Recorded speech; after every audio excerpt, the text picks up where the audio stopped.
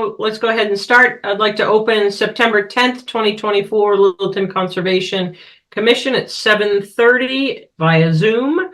Does anyone have anything they would like to add to administrative discussions? I have a few. You all go first. The item about the mosquito control and Yep. the restrictions that are being suggested on outdoor activities. Yep, I have that one. Okay. Amy? I just have some small updates that's not worth going into, but I just run through those in a couple minutes when we get a chance. Okay, great. I would like to add a few things. One, that can fall under our discussion for Nagog Hill Farm was just an update from the meeting from the select board last night. I'd like to roll that into that. I would like to add a discussion about those of us sitting in on town land inventory to help Amy and Tim cross-check what is currently owned by the town but should possibly be conservation and how we go forth with that.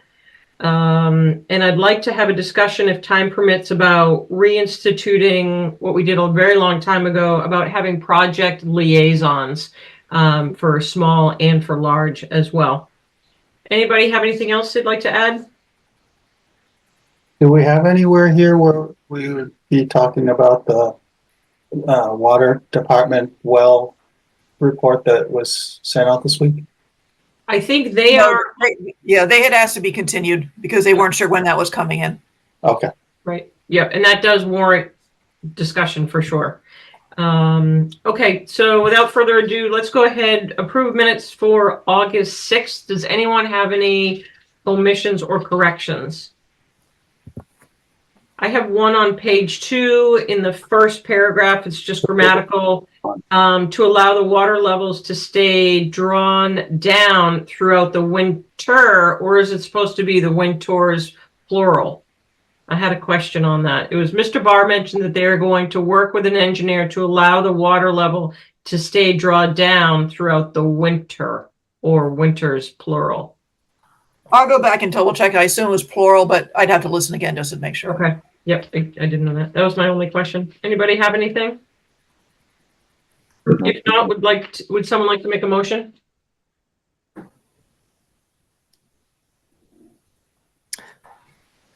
I'll make a motion that the commission accept the meeting minutes as amended. Second.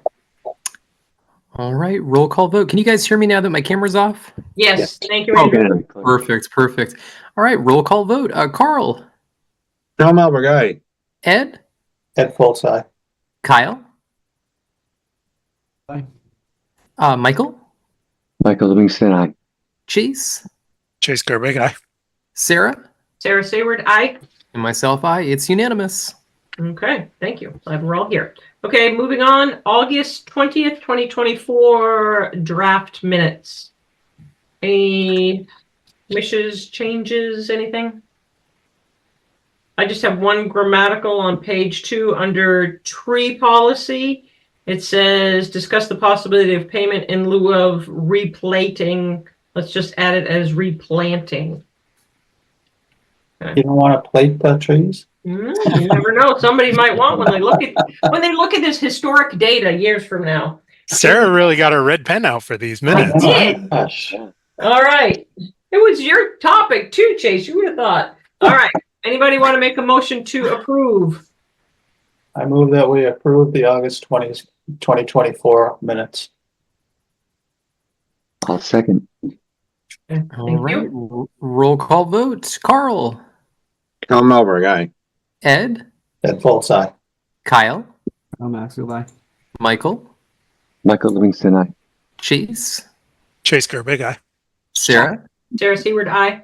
Myself, aye. It's unanimous. Okay. Awesome. Let's go to, as described on our agenda, continued discussion enforcement order 161 Tehadawon tree removal.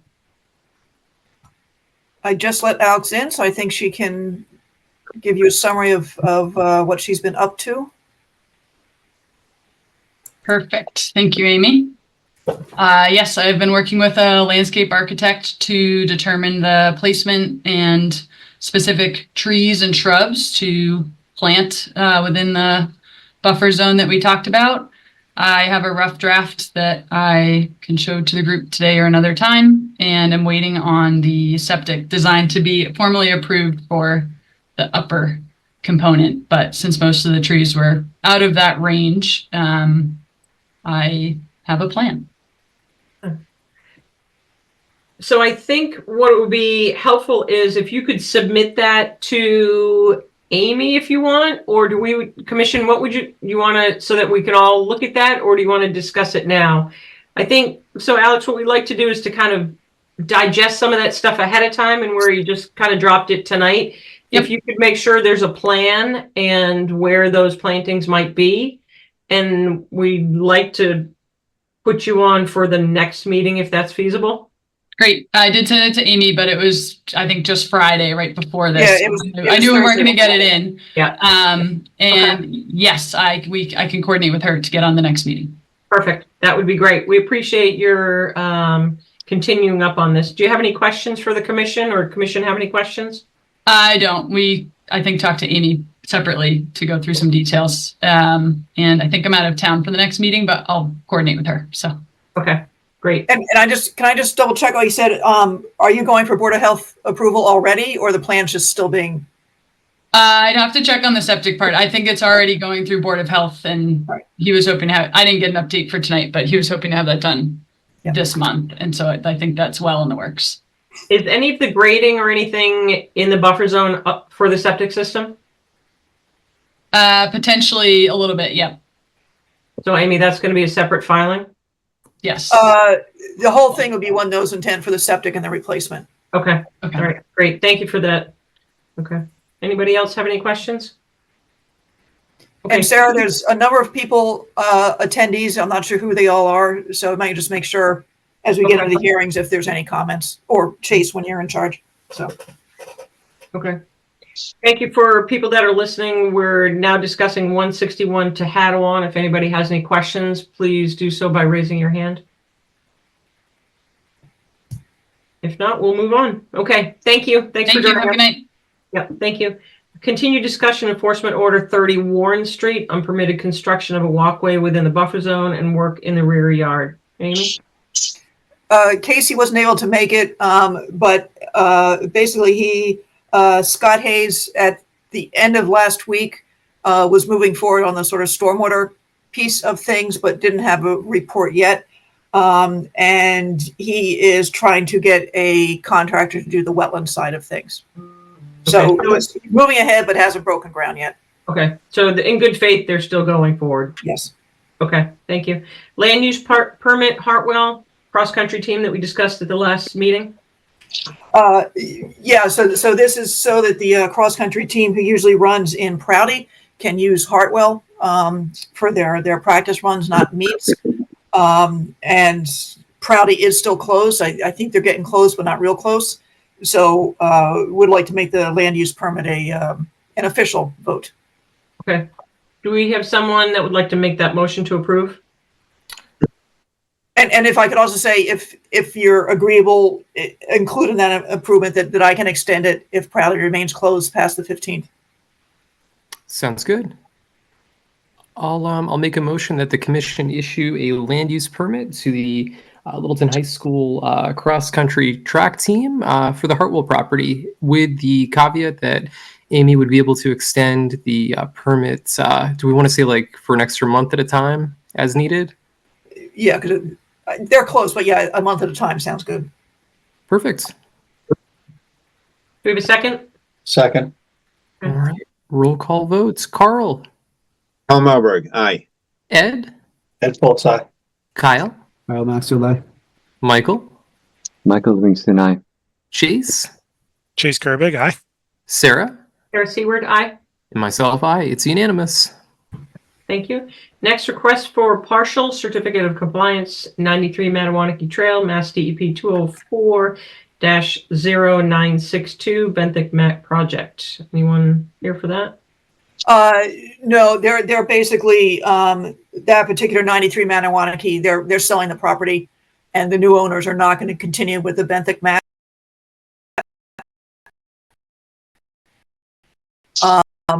So of the, what was it, Littleton, 4 or so owners, this one's drawn a part compliance so that their property is removed from it. Basically clear their title, sort of. The others remain active. And the mat has been removed? Yes, yes. Okay. Do we have a motion? I'll make a motion to issue a certificate of compliance for 93 Mattawanaki Trail. The partial. I Oh, second, partial, sorry. I second the partial certificate. All right. Roll call vote. Carl, Carl Malberg, aye. Ed, Ed Foltz, aye. Kyle, Kyle Maxfield, aye. Michael, Michael Livingston, aye. Chase, Chase Gerbeck, aye. Sarah, Sarah Seward, aye. and myself, aye. It's unanimous. Okay, thank you. Continued request for certificate of compliance, 260 Foster Street, Mass DEP 204-0967. This is the old farmhouse that now the Housing Authority has control of, and this was from the septic system. We were basically waiting for grass to grow. The grass has grown, erosion control is removed, so I think it's all set for a certificate. Okay, great. Do we have a motion? I move that we issue a certificate of compliance for 260 Foster Street, Mass DEP 204-0967. Do we have a second? Second. Thank you. Second. All right. Roll call votes. Carl, Carl Malberg, aye. Ed, Ed Foltz, aye. Kyle, Kyle Maxfield, aye. Michael, Michael Livingston, aye. Chase, Chase Gerbeck, aye. Sarah, Sarah Seward, aye. and myself, aye. It's unanimous. Okay, next update, 336 King Street, Hager Homestead update, Mass DEP 204-0916. So this is just an update, heads up. They might be coming in for a partial certificate of compliance to clear out the contractor, basically. However, what would be remaining is the plantings they were going to do along the buffer zone in the back. So I think maybe at some point, either a site walk or just put in your head about whether or not you'd want to give a partial on that. They were going to plant, I forget the numbers, but it was just a linear strip along there. And there are some exceedingly enthusiastic people out there who want to see this done, and more than, considerably more than what was required. So you can just so you can mull it over before it actually shows up in front of you. Okay, is there any discussion with this? Anyone have any questions? When are we discussing if we should be going out there before this comes in front of us, I guess? It sounded like Amy asked us a question, but we didn't really give her an answer. I would wait for a site walk until they actually submit something. Okay. So we have like the as-built and everything in front of us, but it really was just an FYI. Tim and I walked over there with them and about the plantings piece of it. And like I said, they're very enthusiastic. And so people who are living there who are going to be doing it and doing the monitoring. So I can already see gardens and everything on decks, back decks. People have moved in and made themselves pretty comfortable. So. Cool, okay. Tree policy? Ooh, Hey, we that's We have more things to talk about the tree policy. Look at, we're going to do this 2 weeks in a row here. Amy, Tim, and I met with town council on, I don't know, last week, to discuss the concept of a payment in lieu of replacement policy. And the long and short of it is that it is possible to do that. There are some particular requirements.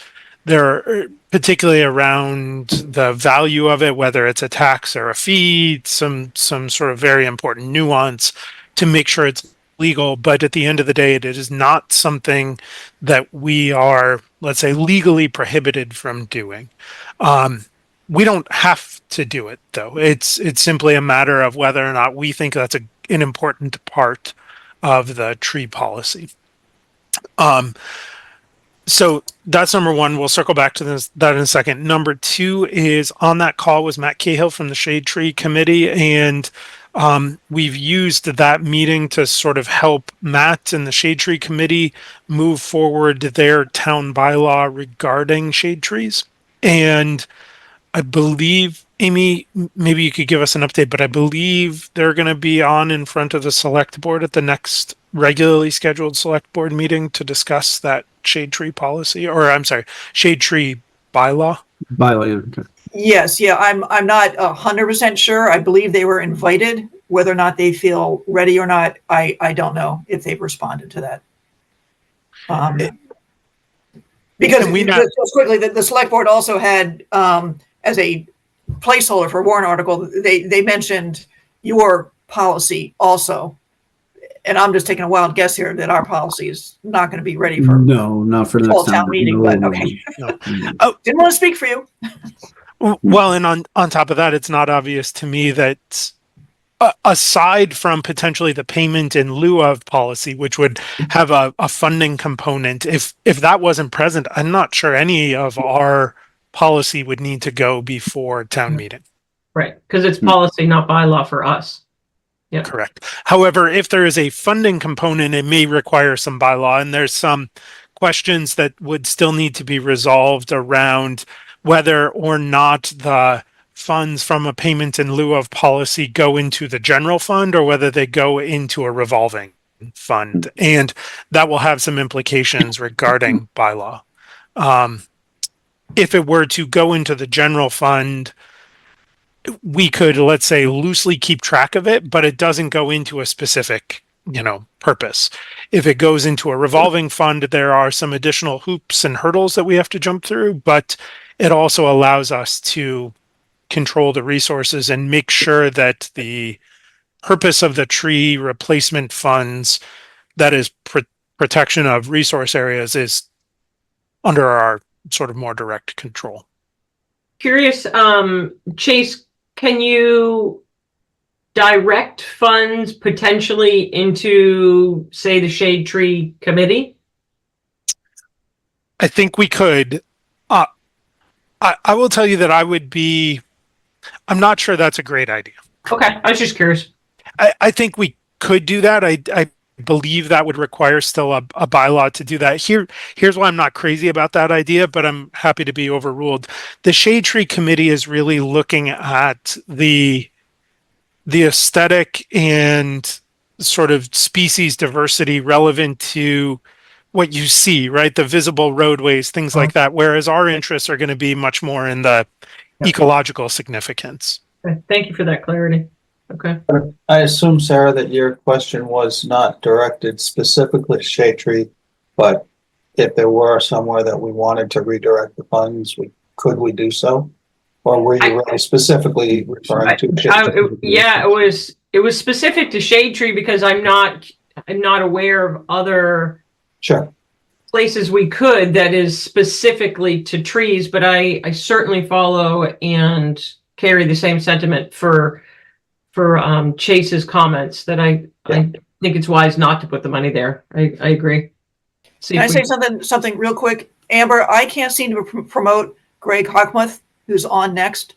Could you either give that a shot, or Greg, you might want to log out and log back in again? Sorry, I was trying to do that. Chase could try though, because Chase is co-host. Okay. He's yeah. coming. Okay. There. All right. I keep getting a panelist failed. Thank you. Okay. Sorry. So Chase Toward carrying that, though, tree just to finish- policy, I think it's a great opportunity to get the temperature of the members to see what their thoughts are for a path forward. Yeah, that's what I'd really like to do here. I mean, I think there are two questions. One is knowing that it is theoretically legal, what is the appetite for a payment in lieu of policy? Is the payment in lieu for numbers of trees removed? Interesting question. I actually, I want to talk to you all about that as well. I would argue that right now it's structured as number of trees removed, but I think we might want to think about it in the context of inches of trees removed. Hmm. And I think there are nuances there that we can go through. I want to show you a couple forms if you're up for it. And also, Carl, on that track, if there's a site that just has it's too dense, that there's no other opportunity for successful viability of more trees, can they just put money into the fund, or did they have to go find another place in Littleton where they can plant their trees? Yeah, so that was going to be my question, I guess. And so I'm sorry I missed the last meeting, and Chase, I haven't looked at kind of the edits and comments that you had made to the document. But yeah, I'm okay with this approach, but I think the applicant has to exhaust all on-site options first, and I hope there's language. If not, then I will add some language like that for you to review. But I think we need to exhaust all options on site and show that it's not viable to do on site before we just take money for trees somewhere else. Right, that it would be up to the conservation to really determine that you haven't exhausted all efforts. Yeah, and I think that was also town council's recommendation, right? That what we've got to be very clear of if we have a payment in lieu of policy is that its purpose is to replace the lost ecological surfaces, services and values presented by those trees. Planting a tree in Fay Park does nothing from taking a tree out of a buffer zone, right? Like that's In principle, but the town council did indicate that it would be permissible for us to use those funds fairly broadly. So like, let's say we wanted to use those funds for conserving a piece of property, not all of which was in a buffer zone or a wetland. yeah. I meant more compared her to general putting money opinion was that was valid. Yeah, I meant more compared to sending this money to Shade Tree, where that's Right. not an ecological. So yeah, I think we're on the same page with that. I think Yeah. that's a good idea. I gotta say, I'm 100% in favor of the payment in lieu, and the reason I think that is, think about the Littleton well over that we went round and round on, taking out, God only knows how many trees, destroying an ecology. Didn't have enough room. They said it up front, we don't have enough room to put the trees back. And so we compromised on what we would take. But in this particular, if this were in place, we would have probably, I would hope, taken what we can and then had them submit remuneration for the difference. You know, I'm still not happy about that project, so. Yep. Okay, so what I'm hearing is payment in lieu, generally supportive of that as a concept. The second question is, if there is a payment in lieu of policy, your interest in that going to the general fund, which is an administratively easier process, may not require town meeting approval necessarily, versus a revolving fund for these dedicated resources, which, Amy, correct me if I'm wrong, that would require some sort of town meeting vote, right? If there was a revolving fund. I wasn't Did I get that 100% right? sure. I had the feeling that either way, it would need, one town meeting to set it up. And then if it's going to the general fund, it would just be in the town meeting every time to take money back out. I forget exactly what she said, frankly, but that's the concept. But revolving fund being a touch more complicated on the front end, but easier on the back end in terms of expending those resources. Yeah, I don't think we want to lose track of this. Yeah, I'm not at all in favor of putting it in the general fund. Yeah, We lose control. Well- It's basically, think about it as you're giving it to the IRS with the expectation or hope that they will trust you to be able to get it back later. That, Yeah. I concur. I'd rather do more work now in hopes that we have yeah. more. I mean, are we not confident that this would be supported in a town meeting? If that were the case, then maybe we could talk about that. But I don't think that I'm worried about people backing us up on that. I tend to think we agree. Get approval. I want to keep control of it. And there's also the possibility, and I go back and forth on that, of putting it into CPC, where we get a match. But it's a still thing. You lose a little bit of control over it. Yeah, there is sort of an interesting opportunity, right, to round trip money through CPC and get a 25% or 30% kicker on it. But then we have to let Andrew deal with it. Yeah, Andrew's in charge of it, so I don't know. It's, True, very true. there's something to be said about adding 25% economically in my mind. I'm not sure if it's 25% anymore, but yeah, absolutely. At Andrew, the same Andrew, time, though, what we percent lose is it? control of the money. So go the ahead. match does vary year by year depending on how many towns have linked up to CPC and what they have at the state level in terms of the budget. In recent years, it's hovered between, I'd say, 20 and 30% on Gee, average. It's not too bad. The only problem That's, with the only problem with putting it into CPC2 though is like if we want to use it, it's you have to go through a vote of the committee and then it has to go to town meeting, and in most cases the money isn't available until the next fiscal year. So it's probably better to have it in like a revolving fund dedicated to what we're looking to do. I'd love for us to get a match, but at that point too, we're kind of locked into using it for either just open space preservation or in some cases invasive plant control. So yeah. There's a Okay. cost to everything. So. Okay. Talk me out of it. So what I'm hearing is generally an interest in a revolving fund, so we can pursue that. And maybe let's not close the door on CPC, but it's not a number one priority. Yep. yeah. Agreed. Okay. The last thing that I want to discuss with you all is this concept, and I'm going to share my screen here, of a payment in lieu of policy, or even a payment in lieu of policy that looks at, you'll see my screen here, looks at the payment in lieu of based on the diameter of breast height that we're removing. So these sort of forms that I built could be incorporated, but they're examples right now. Imagine that we've got 5 trees being removed and the total DBH of those trees is 74 inches. If we say, okay, we have 74 inches to be removed, and this is a matter of policy, we would expect 50% of those to be replaced. That some communities don't use 100% inch for inch replacement, but we could choose what that number is. Let's set that aside for a second. If it's 50%, that means we've got 37 inches that need to be replaced. And then what we do is we say, okay, what are you replacing on site? And we give a certain amount of credit, probably a small amount of credit for shrubs.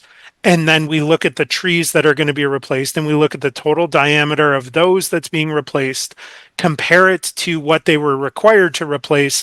The delta is what they have to pay in lieu of, and that's got a cost per inch associated with it. We've seen everywhere from around $100 to almost $400 per inch of tree that needs to be replaced. But in this example, the payment in lieu of would be $6,450. So give you some sense of how this would look if we did payment in lieu on an inch basis rather than on a per tree basis. And the question I have for you is your appetite for per tree versus per inch. I like the per inch. I do too. I like the per inch, but keep in mind that this lends itself to, I'll use the word argument about, well, that tree's not really 15 inches, it's only 12, so as long as we're okay, and I'm okay with that possibility, the per inch definitely gives us more back, because as we all know, the new tree will be smaller than the tree cut down. I mean, we're not just going, well, or we wouldn't be just listening to a homeowner say it's a 12-inch tree, right? Most of it, when we're talking trees being removed, they've had to have an arborist come in and show us that they need to be removed or something. That's why there's usually some sort of an engineering or science behind it, right? Where there's somebody else has kind of proven to us. Yeah. Well, yeah.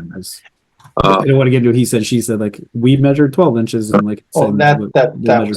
but I don't know if that's, I mean, I guess it is a Do we possibility. I'd like to want- think we wouldn't see that very often. Do we want to embed or incorporate into it who determines the DBH? And That since was gonna we're be my saying question. that there would be an arborist telling us that the tree has to come down, why can't the arborist give us the number as well? Well, That's what I think it would, right? That would be in their report. So that's, yeah. And what I envision I is wouldn't we build these forms, like they're going to have to populate these forms as part of their submission, right? It's standard. Here's tell us what you've got, and then furthermore show us in the replacement where, right, blueberry bush 1, 2, and 3, where are those going to go, right? So we can look on the figure and see those. Yeah. Okay. Number of them. So again, generally hearing consent to this, at least in principle. The next step here is I'd like to work with Matt Cahill to start to think about what the appropriate cost per inch of a replacement is. And I think the appropriate way to do that is look at what does it cost to replant certain types of trees of certain sizes. One of the things Matt recommended, though, is that should also include multiple years worth of, right, if the town were to take those resources and replant a tree, they would have to buy the tree, they'd have to plant the tree, they'd also have to care for the tree for a number of years for it to establish. So we want to develop a reasonable, but let's say economically based number for that cost per inch. And I think that's the next step here. I'm going to tell you, I think it's going to be in this sort of few $100 range. Like a 2.5 inch tree is not cheap to purchase and plant, Right. to say nothing of the labor. The problem is, Chase, is that we've been losing some awful big trees, and to replace those big trees with 2.5 inch DBH replacement tree, I've always had problems with. I don't know how you replace a big tree. I did some research on that, Carl, and I'm far from an arborist, but like the maximum size that you can plant is really not very big. I know, that's the problem, right? Aren't we kind of throttling what they're going to bring down anyway, though? So they can't just like arbitrarily cut down whatever trees they want and say, here's 10 grand. No. Thank you. And, Well, you could consider that, the water district project is a good example. There's some fairly good sized trees being taken down, but they're not being replaced by good sized trees. Right, and I think we can certainly look at all the developments that we've had. We've had none of these tools in our toolbox, so. And the pricing of this is going to be a challenge, right? We don't want to create a moral hazard where it just makes more sense to cut down trees and write a check. So I think what you're trying to do, Chase, with this is that it could potentially be a deterrent. Right. Also, which is really what we're trying to do. we don't really want their money. We'd rather deter them from cutting the tree in the first place. And Kyle's already crafted a lot of useful language with that. So I think I've got more than enough here to keep working forward with this. Kyle, circle back with you and think about how we can put some of these pieces in. But directionally, this is where we're going. That's Yeah, great. that sounds good. Certainly, we all appreciate your time, Chase, and Kyle's as well on this. So we're making great headway. I know that we are behind schedule. It's a little bit after 3. We're going to start the 7:45 public hearing. I am listed as an abutter, so I'm going to recuse myself, and someone's going to put me in magically as an attendee, and Chase will chair this hearing.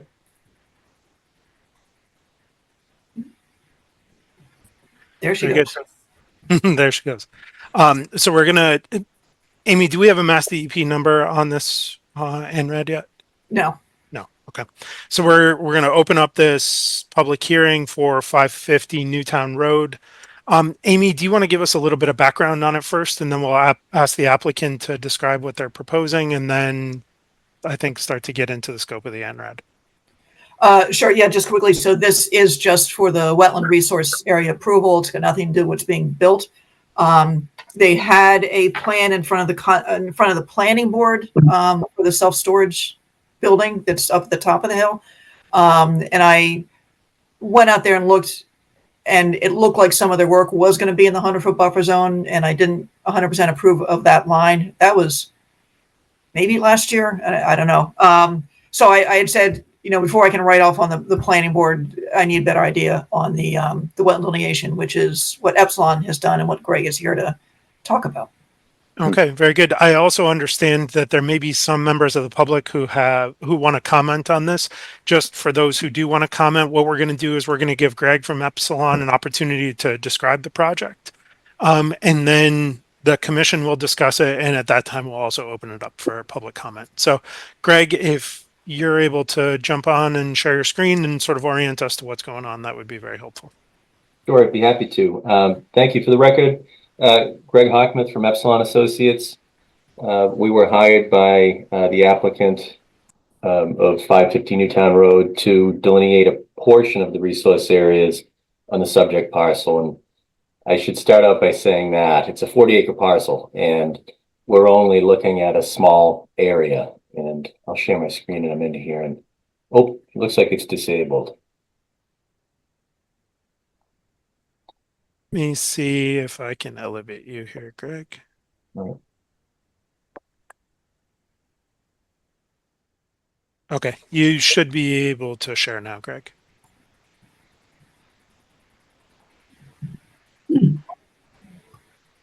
Or did I just made him evict disappear? Greg? I think you evicted him. Yeah, it was having a hard time elevating him in the first place.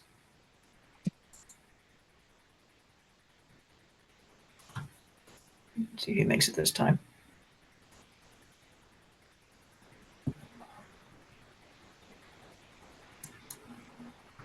I'm back. Sorry about that, Greg. That's all right. Yeah, it still says it's host disabled participant screen sharing. Amy, any thoughts on this? I Load it. I can't, would share it if it's not Okay, taking a little while to load.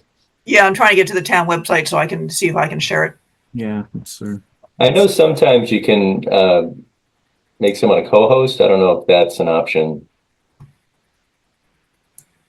That would be fine. Amber, if you've got the ability to make Greg a co-host, go ahead and do that.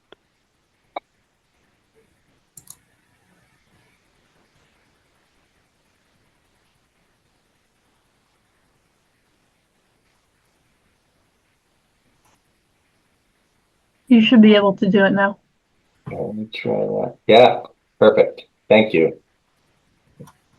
All right, I'll start out with MassGIS just to get everybody on the same page. So 550 Newtown Road is this giant parcel that you see here.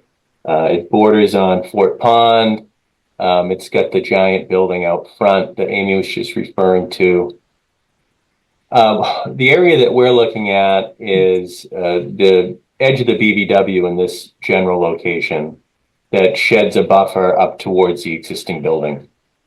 There's lots of other resource areas on the property. We delineated BVW and we're hoping to get a small portion of the extensive BVW approved, as well as the Zone A. There's a Zone A out here, which is, it's not an AE, unfortunately.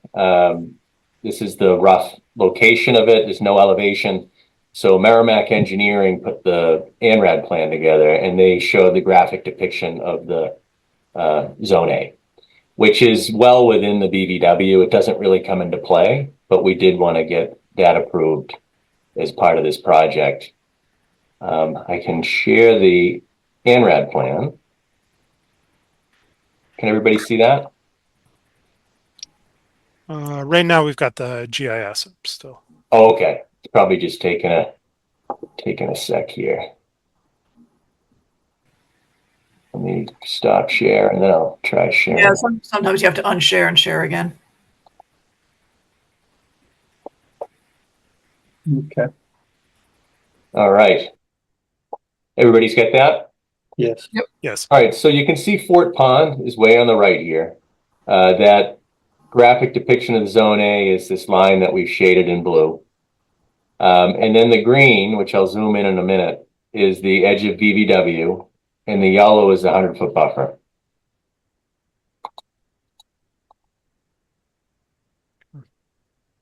So here's the building up here again on Newtown Road. Omega Way is along the top of the screen.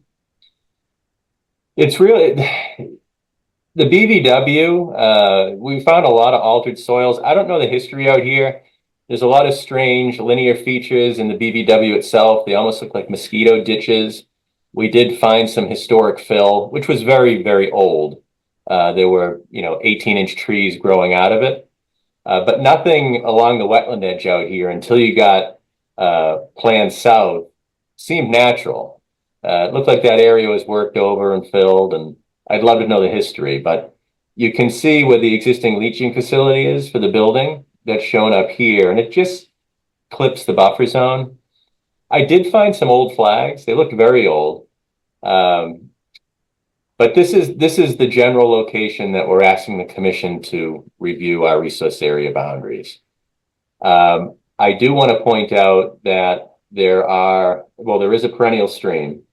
It is Long Pond Brook, which flows under Omega Way. And I'm going to go back to Mass Mapper just because I think that makes the most sense here.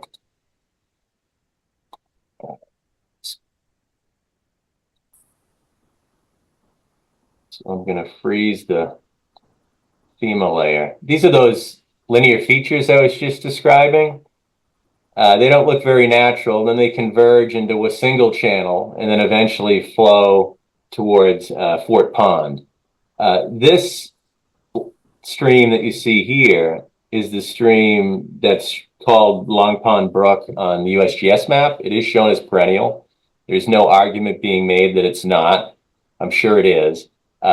We wanted to point that out because it's 800 feet from our delineated BVW boundary. So that's why we didn't delineate it. The riverfront area on this parcel falls about 400 feet short of our BVW boundary. So I think if an ORAD is issued, just to protect the commission from a potential future filing, probably put something in your findings noting that there is riverfront area on the parcel. However, it was not part of this ANRAD application or something along those lines.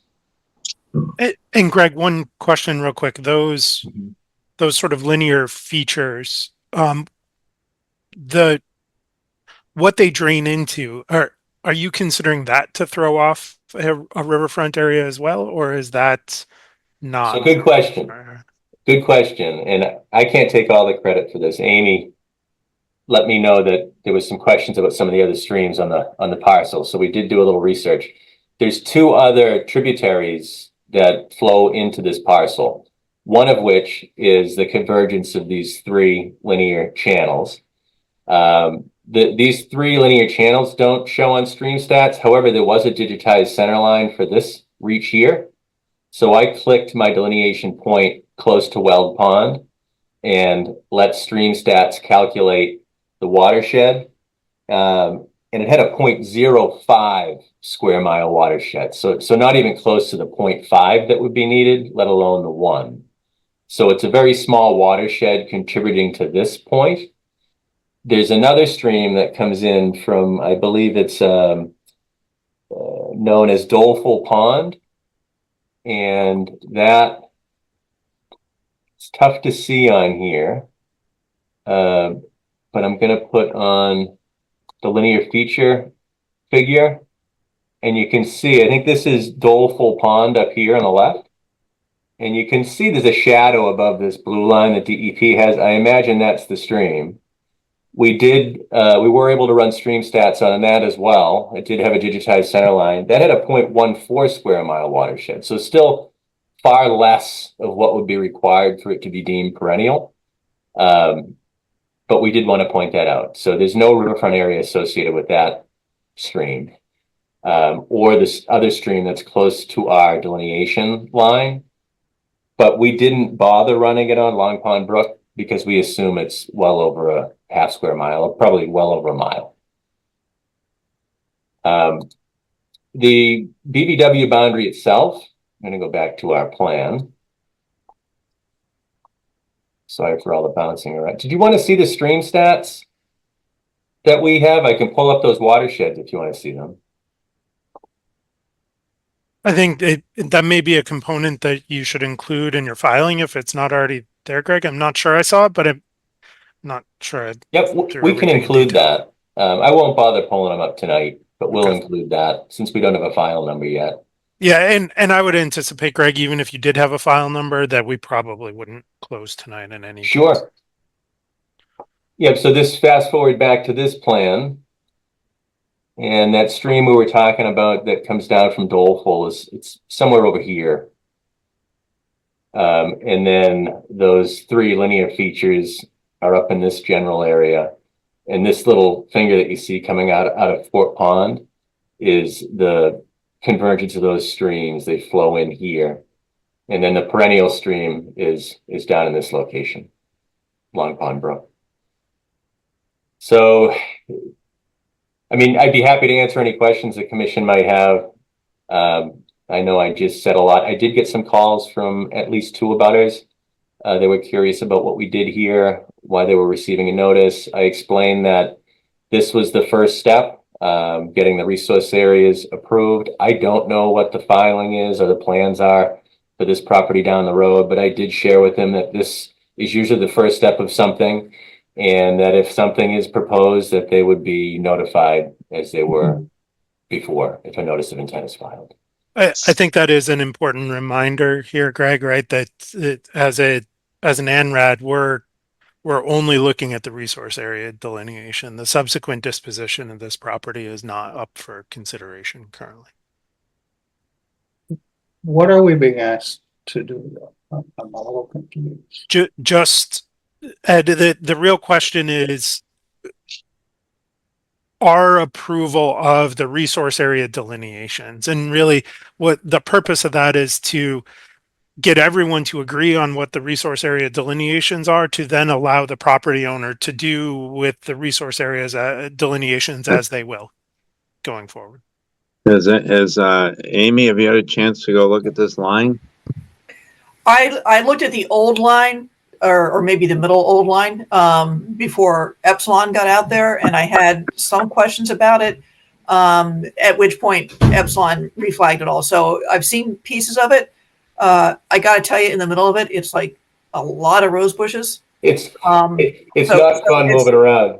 This is one of the sites why I left consulting, because I didn't want to have to go through that anymore to make you This go through it. this is where we follow the consultant around. Yeah, with a machete. But yes, so Exactly. it needs to be rewalked. So I will say that we moved our flags up gradient quite a bit from some of the old flags that we saw. Yeah. I think there was some confusion with just the soils. They didn't go down deep enough, would be my guess, because of the fill that was out there, and because the vegetation's been worked over. It's a little confusing back there.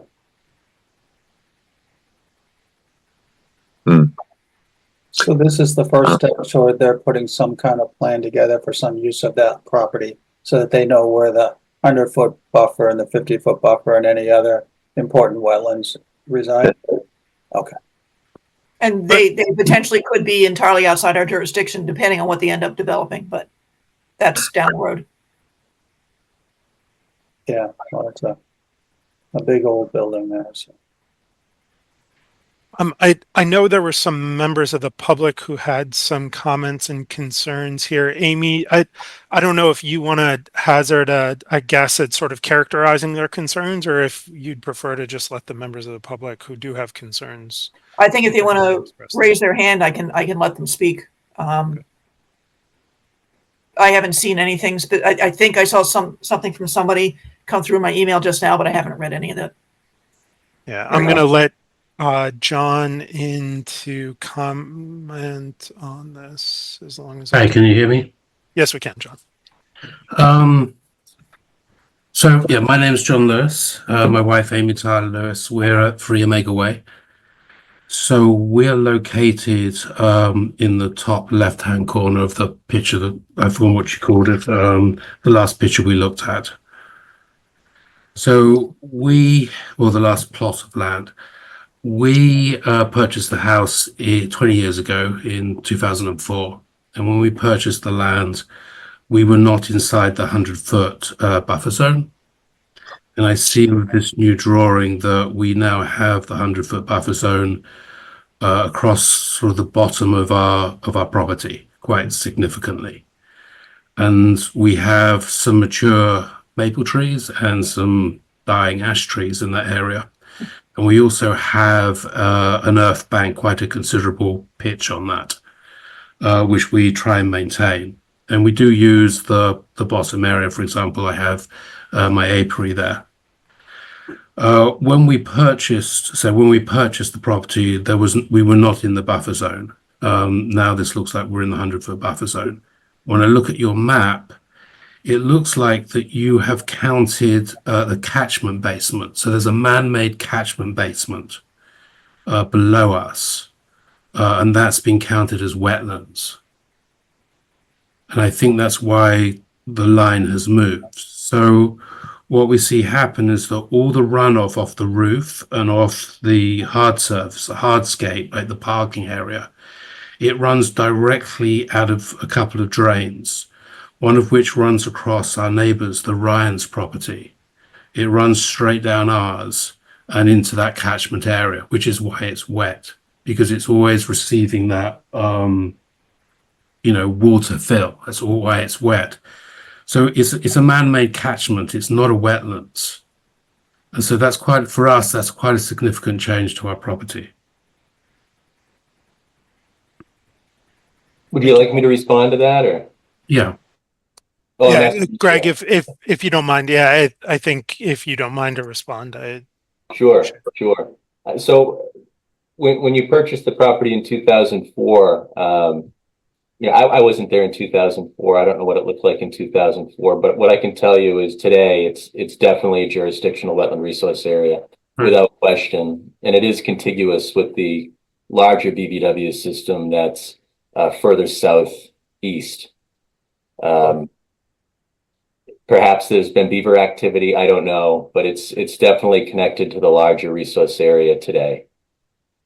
But so you can go and dig a hole and then come back and say it's a wetlands. So it's a little bit more than that. It's a combination of soils, indicators of hydrology, and a predominance of wetland vegetation, and you've got all three. Or the area adjacent to your parcel has all three. But we what need to maintain our property, otherwise, we'll have problems. Understood, Mr. Lewis. I think at this point, one of the things that may help move this forward is a site walk. And I would propose that we certainly we accommodate the abutters there, since there is interest from the abutters in making sure that they can participate in that site walk and see the delineation. I'm going to Well, I'd have to check with my client first, just to make sure that That's up to the owner. allow the commission's more than welcome, but I'll have to check with my client when it comes to abutters. Understood. Yeah, I apologize. Didn't mean to volunteer your client for that, Greg. But in this case, they could stand on Omega Way and look over. We have another hand raised.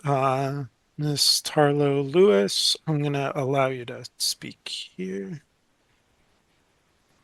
Yep. Can you hear me now? Yes, we can.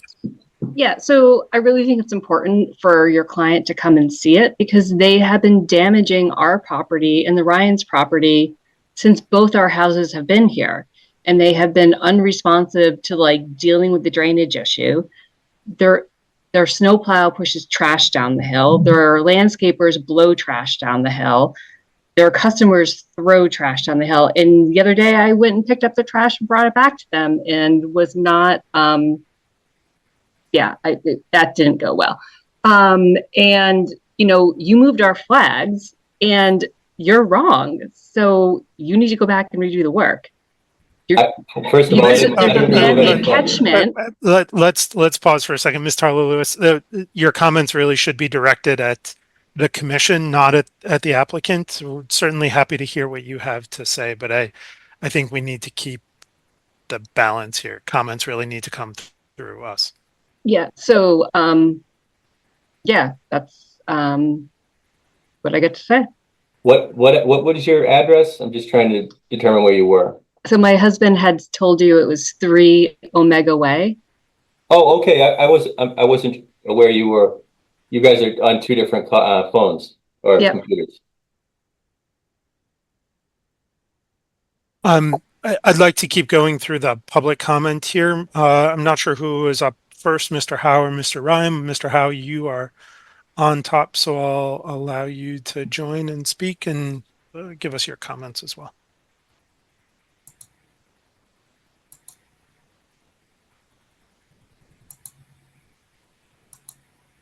Okay, can you hear me? Okay. Yes, we can. Charles Howe, 564 Newtown Road. The maps that they show of the property lines have me at the wrong address, which is interesting. The location of the brook that he's showing from Doleful Pond is incorrect, as that brook runs right by my barn, so I know exactly where that brook goes. And what he's pointing at actually is Dofel Pond is actually a meadow that is flooded. So it's not really the Dofel Pond. Dofel Pond's a little bit further back. It's actually a smaller water area. So Greg, would you where mind to he's bring saying, the figure up that showed the So the figure I was showing is surface Mass water? GIS, not something that we prepared. And the blue line's a little off, but you can see the shadow above it.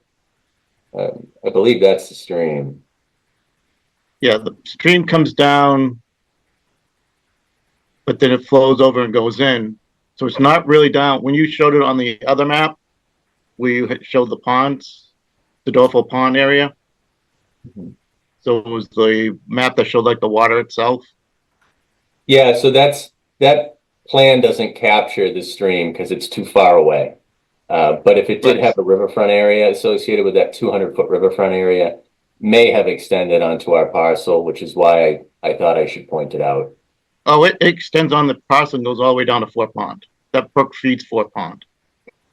Right, but it's not a perennial stream, so it doesn't have riverfront area, which is why.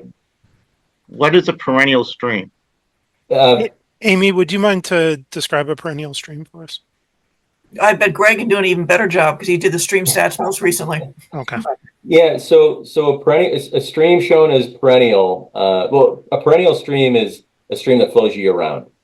And in 1996, the Rivers Protection Act was put into place that extends a 200-foot riverfront area from perennial streams.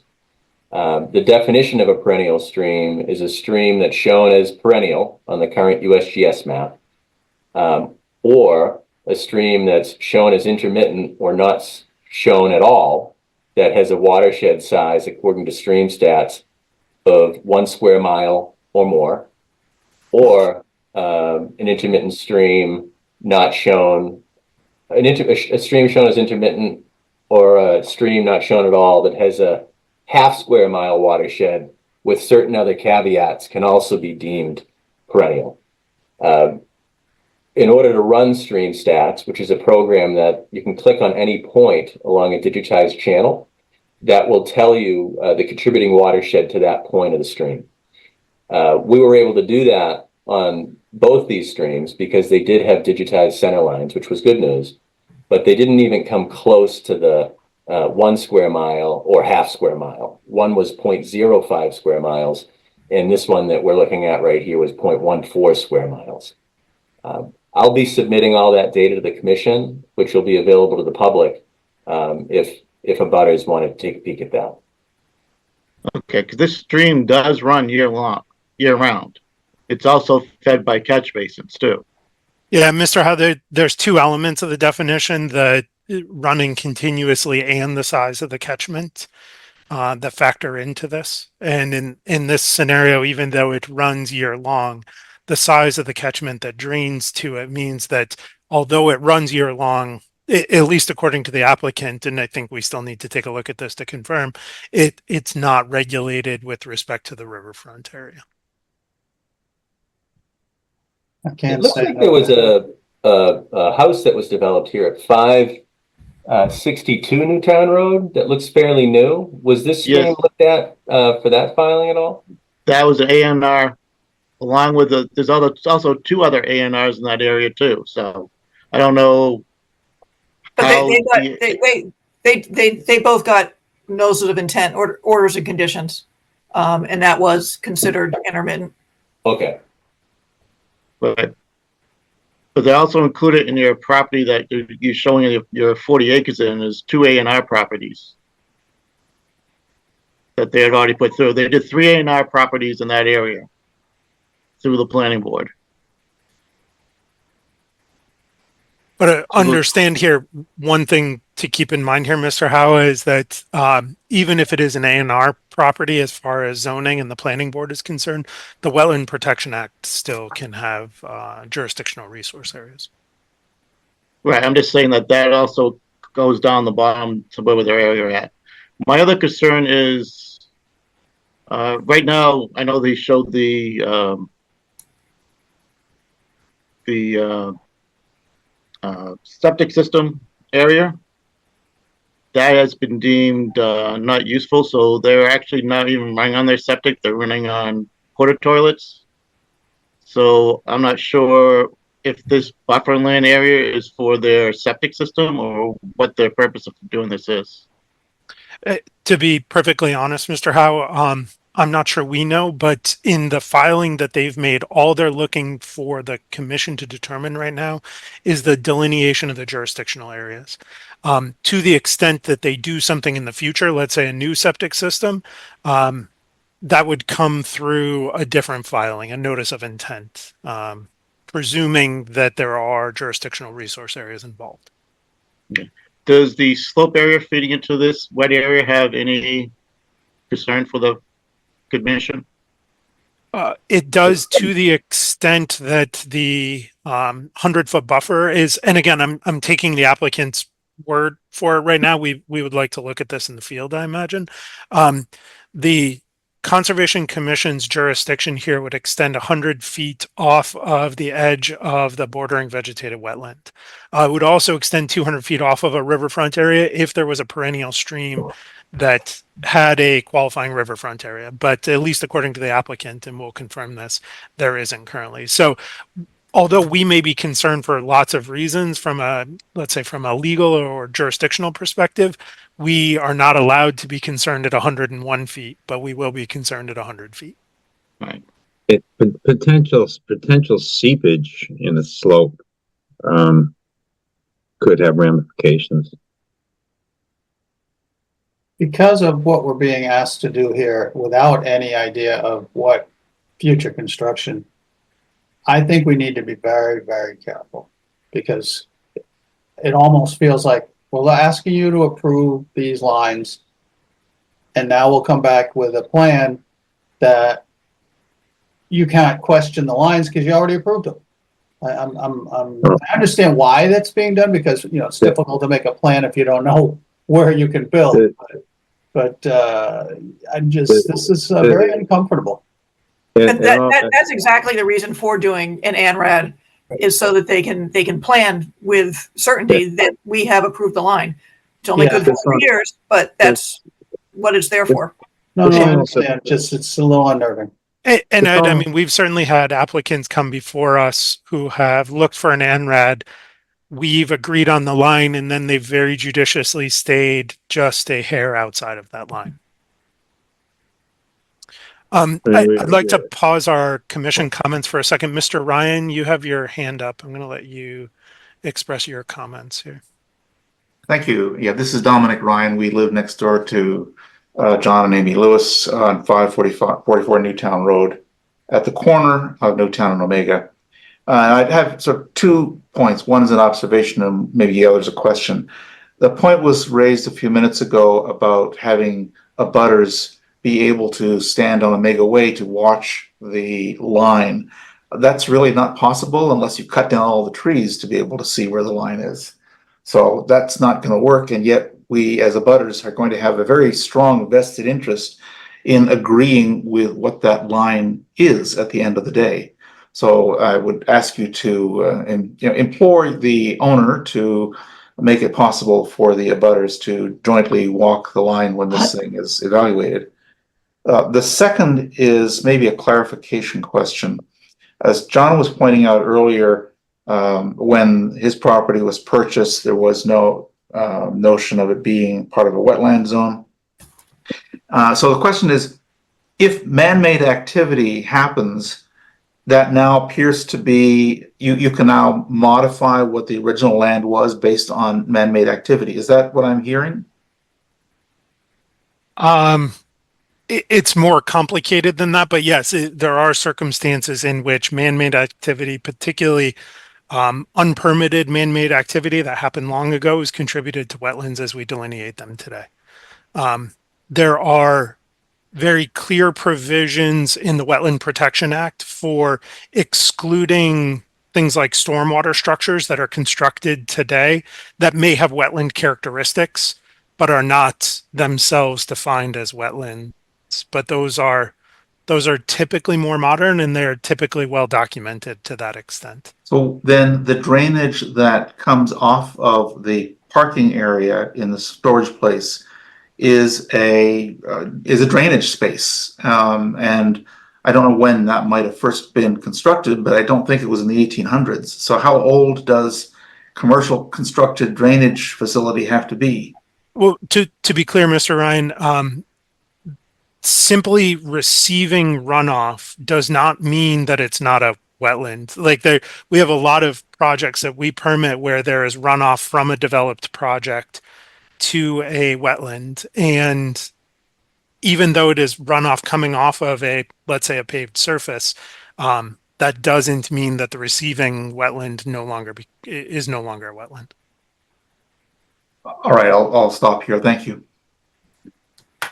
I did have one just comment. I mean, it's possible in 2004. I don't know what type of determination was made in 2004 that everybody's relying on. If it was somebody like myself using aerial imagery or Mass GIS trying to figure out approximately where the wetlands were, it's possible in 2004 that you weren't given accurate information. Lots of times Mass GIS is really just a blunt instrument. It points out the obvious, but until you actually get boots on the ground, you really don't know the limits of the resource areas, especially in an area like this that's been worked over, that's been altered, clearly has areas that appear to have been mechanically dug. There's linear spoils. It's just, you'll see when you get out there, it's not a pristine, natural wooded buffer. I just wanted to throw that out there. And there are wetlands across the street on Omega Way that kind of creep up the hill even further than the wetlands that I flagged. So it's possible that you could be in the buffer zone from those wetlands also. Amy, have we reviewed past filings here? Is there anything to indicate what the conditions may have been historically here? Yeah, no, I have a note to go see what I can dig out and look at some of the old aerial photographs, but I believe the area they're talking about is so heavily treed, might not be able to see anything anyway. Mm. With that, Ms. Tarlo Lewis, Mr. Lewis, I'm going to let you speak one more time here to see if there's anything new to add to this. We typically don't let multiple comments, but I'd like to hear you out here. Amy, you want to go ahead? I think you should still be able to comment. Yeah. So the gentleman who built our house was Mark Flanagan. He no longer lives here. He lives in Connecticut, but he was the gentleman that built our house and the Ryan's house. So I think, he was pretty familiar with the land since he had been living there for, a couple of at least 2 decades at that point. And so, yeah, I mean, this idea that it wasn't done correctly at the beginning, I think is just like a red herring. Like, Mark lived here, he walked here, he hunted down there, like he knew what was going on. Thank you. And Mr. Lewis, do you have additional comment? Yeah, I would just want to rebut whatever the comment, that came from the drainage.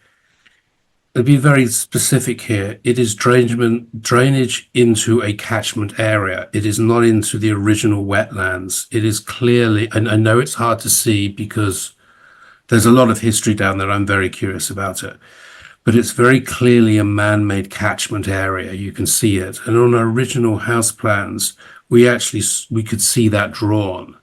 So the town does have drawings of that catchment area, and it is recent. Okay. And it may, I have no idea why it's done, but my guessing is it was done to make the lots of myself and the Ryans buildable.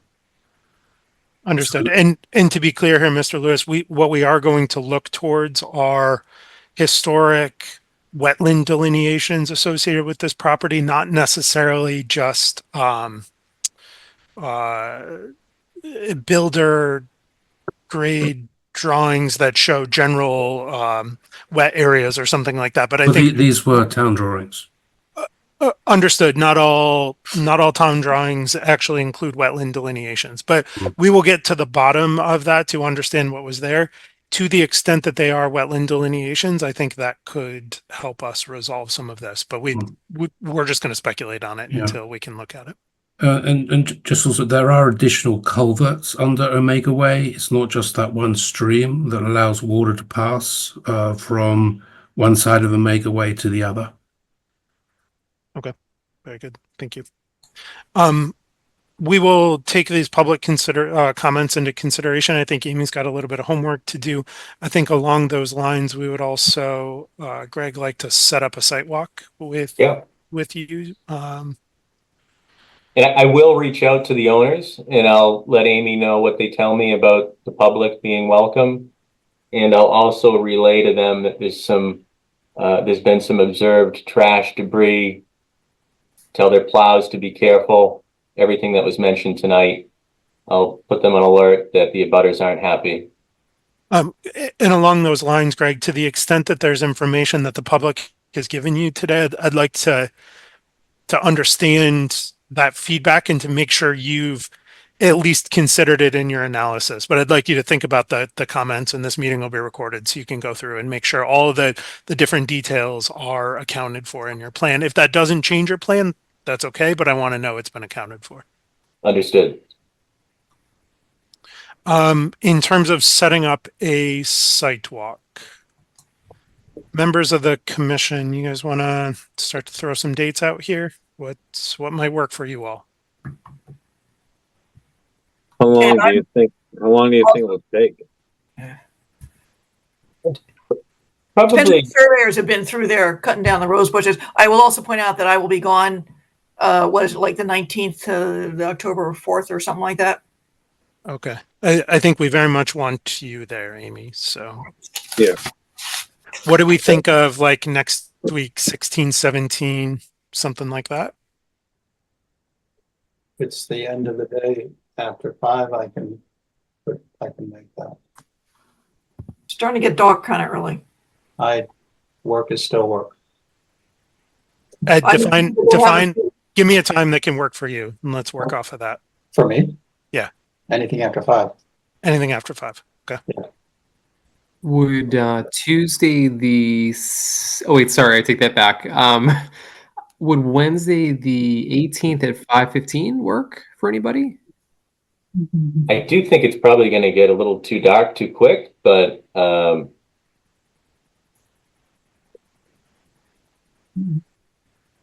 You said Wednesday?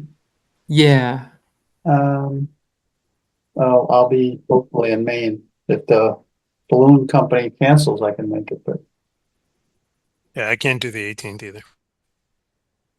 And I can't do the 16th or 17th. Okay. After, So it 4. looks like that's off. 19th. Amy's going to be out of town. Just I'm leaving. 19th is when you're leaving? Yeah. Sorry. What do we think of this week, the 12th? Thursday, the 12th. I cannot do Thursday. Okay. Friday? Teaching a wetland class from ACC in Acton. On Friday? Thursday.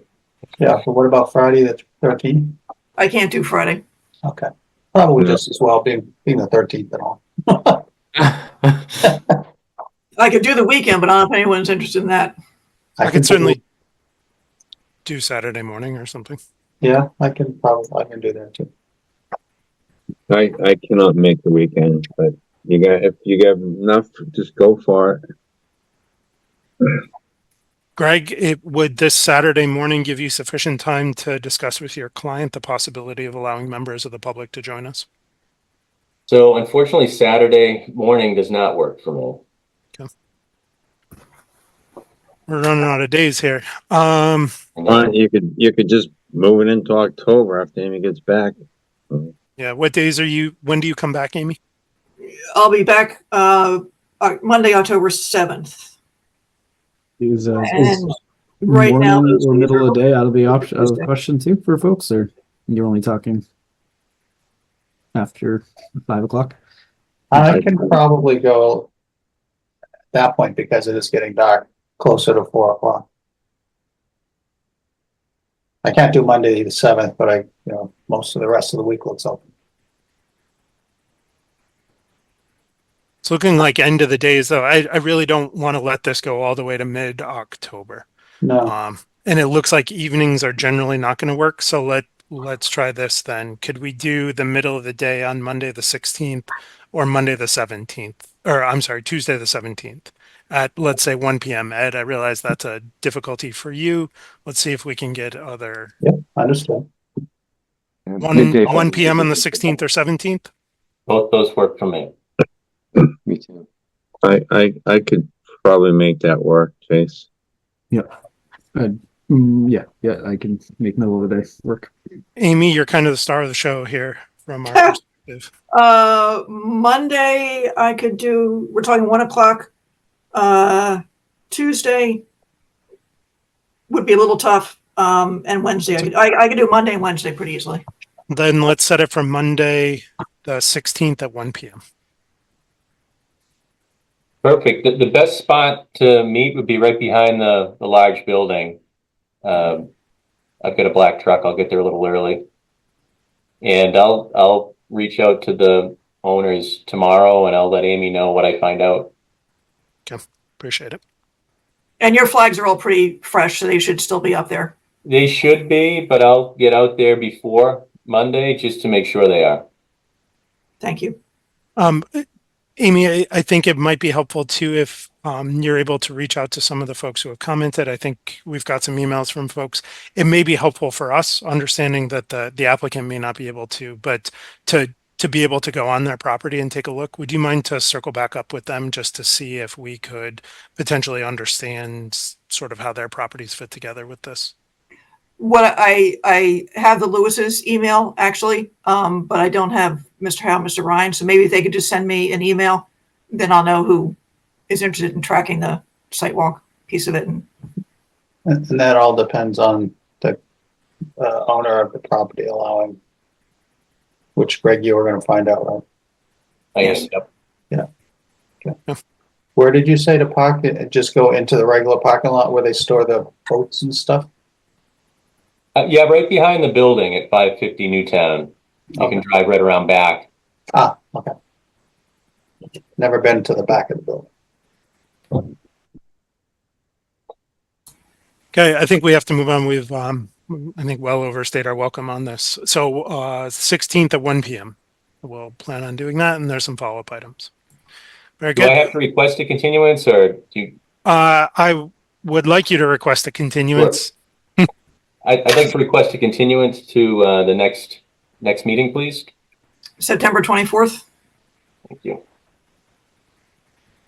Actually, Greg, understanding that Amy will be out for that, I would be interested, we'll leave it right now for the 24th, but I'd be interested in your client's willingness to push it to the subsequent meeting. You have a right to ask for the next one, but it would be better. I'm going to say they don't have a problem with that. Thank you. So that would be. The next one is October 1, though. October 8th. Oh, October 8th. Okay. October 8th it is. Thank you, Greg. Very good. Could we please let Sarah back in so she can run the rest of the show? Thank you, everyone. Have a good night. Thank you. Have a great night.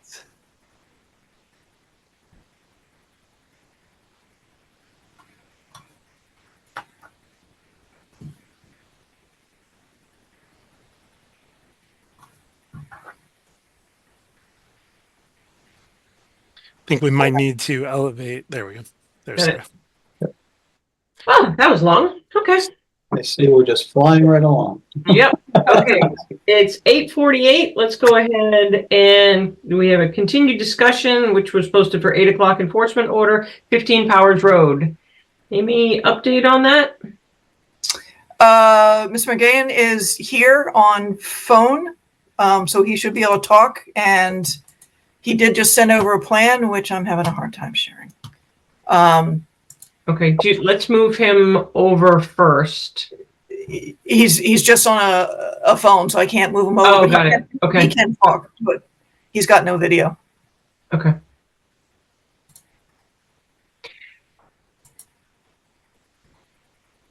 Are you there? He's muted.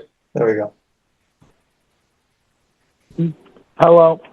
Yep, so if you would like to welcome, sorry for the delay, if you'd like to introduce yourself to the commission with your name and address, that would be greatly appreciated.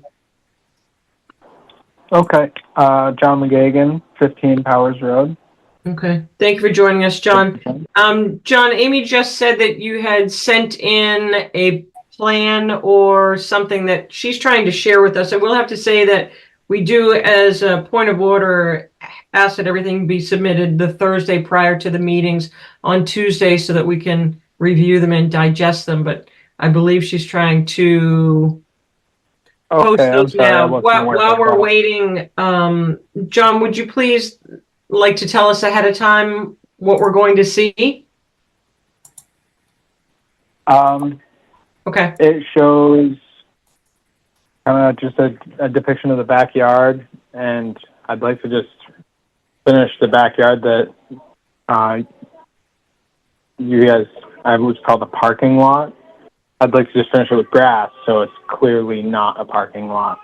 And at the bottom of the slope, I figured as a remediation plan, putting some berry bushes. I figured 20 would be a good number. I'd be willing to do them all around the bottom of the slope, starting near the base of the driveway, around the back. I figured I could work with the commission depending on what size and what variety of berry they were looking for, or if they're looking for a few different ones, I'd be happy to oblige with that. About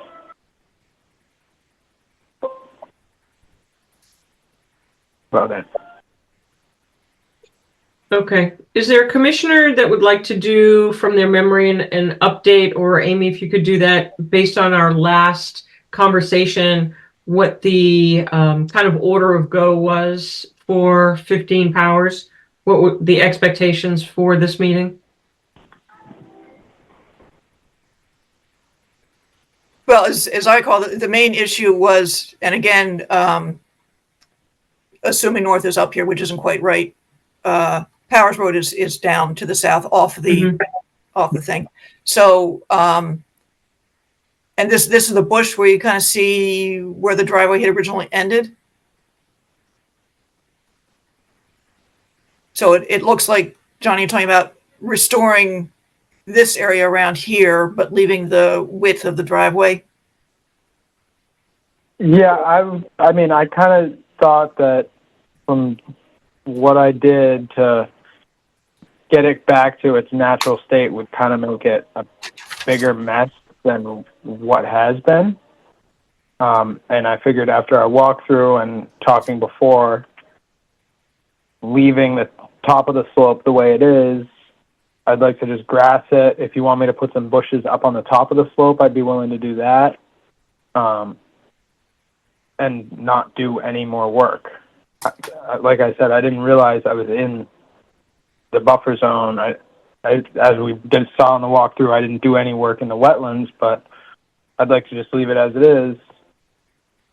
Maybe if we put some bushes in, if that's what you guys are looking for. I didn't really have a good idea of exactly what you guys were looking for. You just wanted to put my plan, so that's what I have to offer. Commissioners, questions? So originally there was supposed to be a septic replacement, and I don't recall seeing that permit or that plan if the wetlands was noted on that septic system that was supposed to be put in. And Amy, I don't know, obviously it's been a couple weeks, if you have the aerials to kind of show the before and after. Yeah, I'm trying to see what I can pull up quickly here. And I will say the RDA for the septic system has expired. Right. My question on that was, were any wetlands noted on that? Yes. Okay. And I think we saw one of the flags out there when we did the site walk. I can't quite remember, but I think we agreed that it was pretty good. And I think that's even in our minutes that I had reviewed. We have agreed that RDA delineation is appropriate. So the homeowner was aware of the wetlands because we were first told that septic system was going to be installed, which was not installed. I bought the house after plans were drawn up. I bought the house and told that it had a failed Title V. I had it pumped. The plan was supplied when I bought the house through civil, and I have not installed a septic yet. The plan expired, which I was not aware of until now, actually, or the permit had expired. Okay. How much of the, Commenting on the restoration plan. So one thing that I like about it is the boulder delineation. I will leave it to others who are more well versed in the sort of plant elements of it, but I do like that element. One piece that is not clear to me is what the removal of debris that came to be located in the buffer zone. Are we still talking about taking that equipment and debris out of the buffer zone?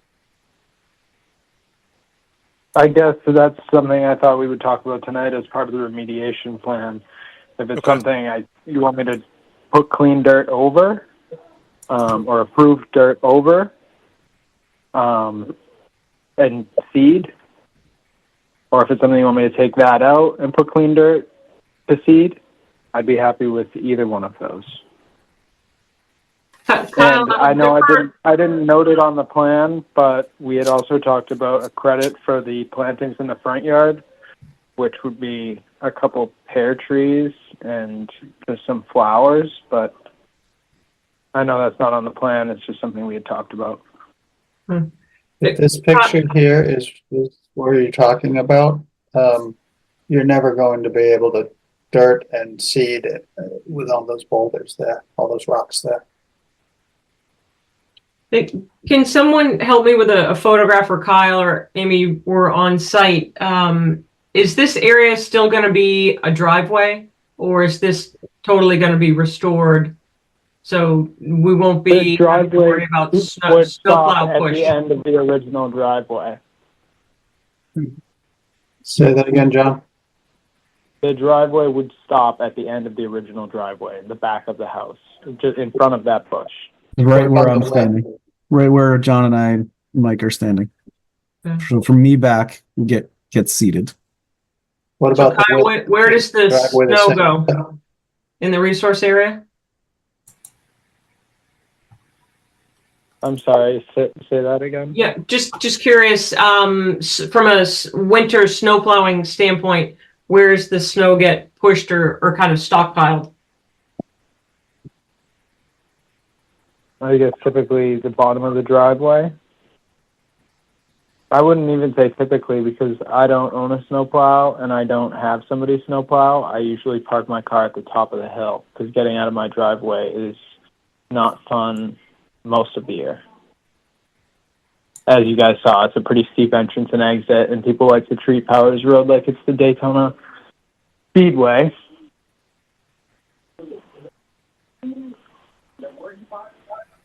If I may ask, the driveway is going to stop where the folks are standing in this picture, but how about the width? Is the current width the same width as it was before?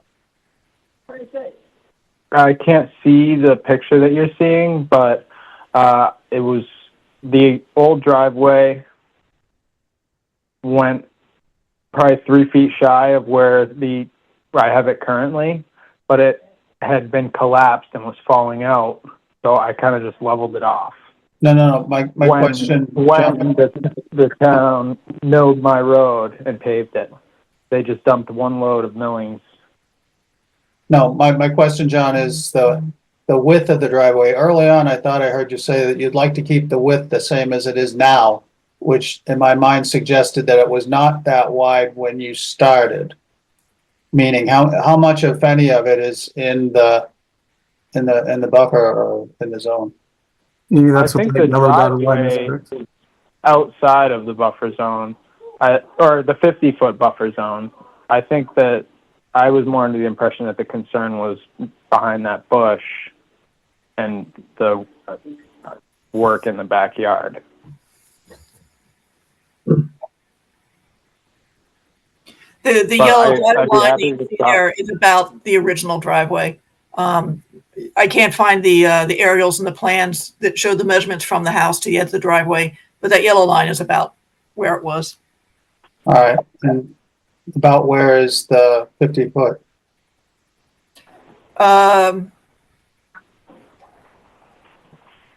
It's it's in there. I think it was I think the bush is in the 50. So I think It marks around. Okay, here's the challenge I think commissioners are having is that we don't have a plan that is anything to scale. So we don't know where the wetlands is. We don't know where specifically fill was brought in, how much fill was brought in. So historically under enforcement orders, there's acts to try to have things a little bit more specific.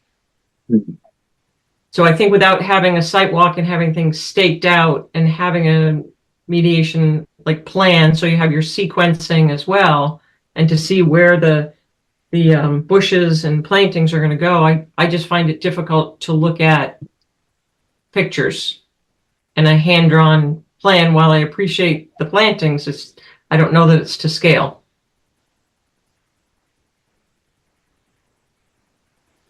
I guess it may not necessarily be 100% to scale. It's more of just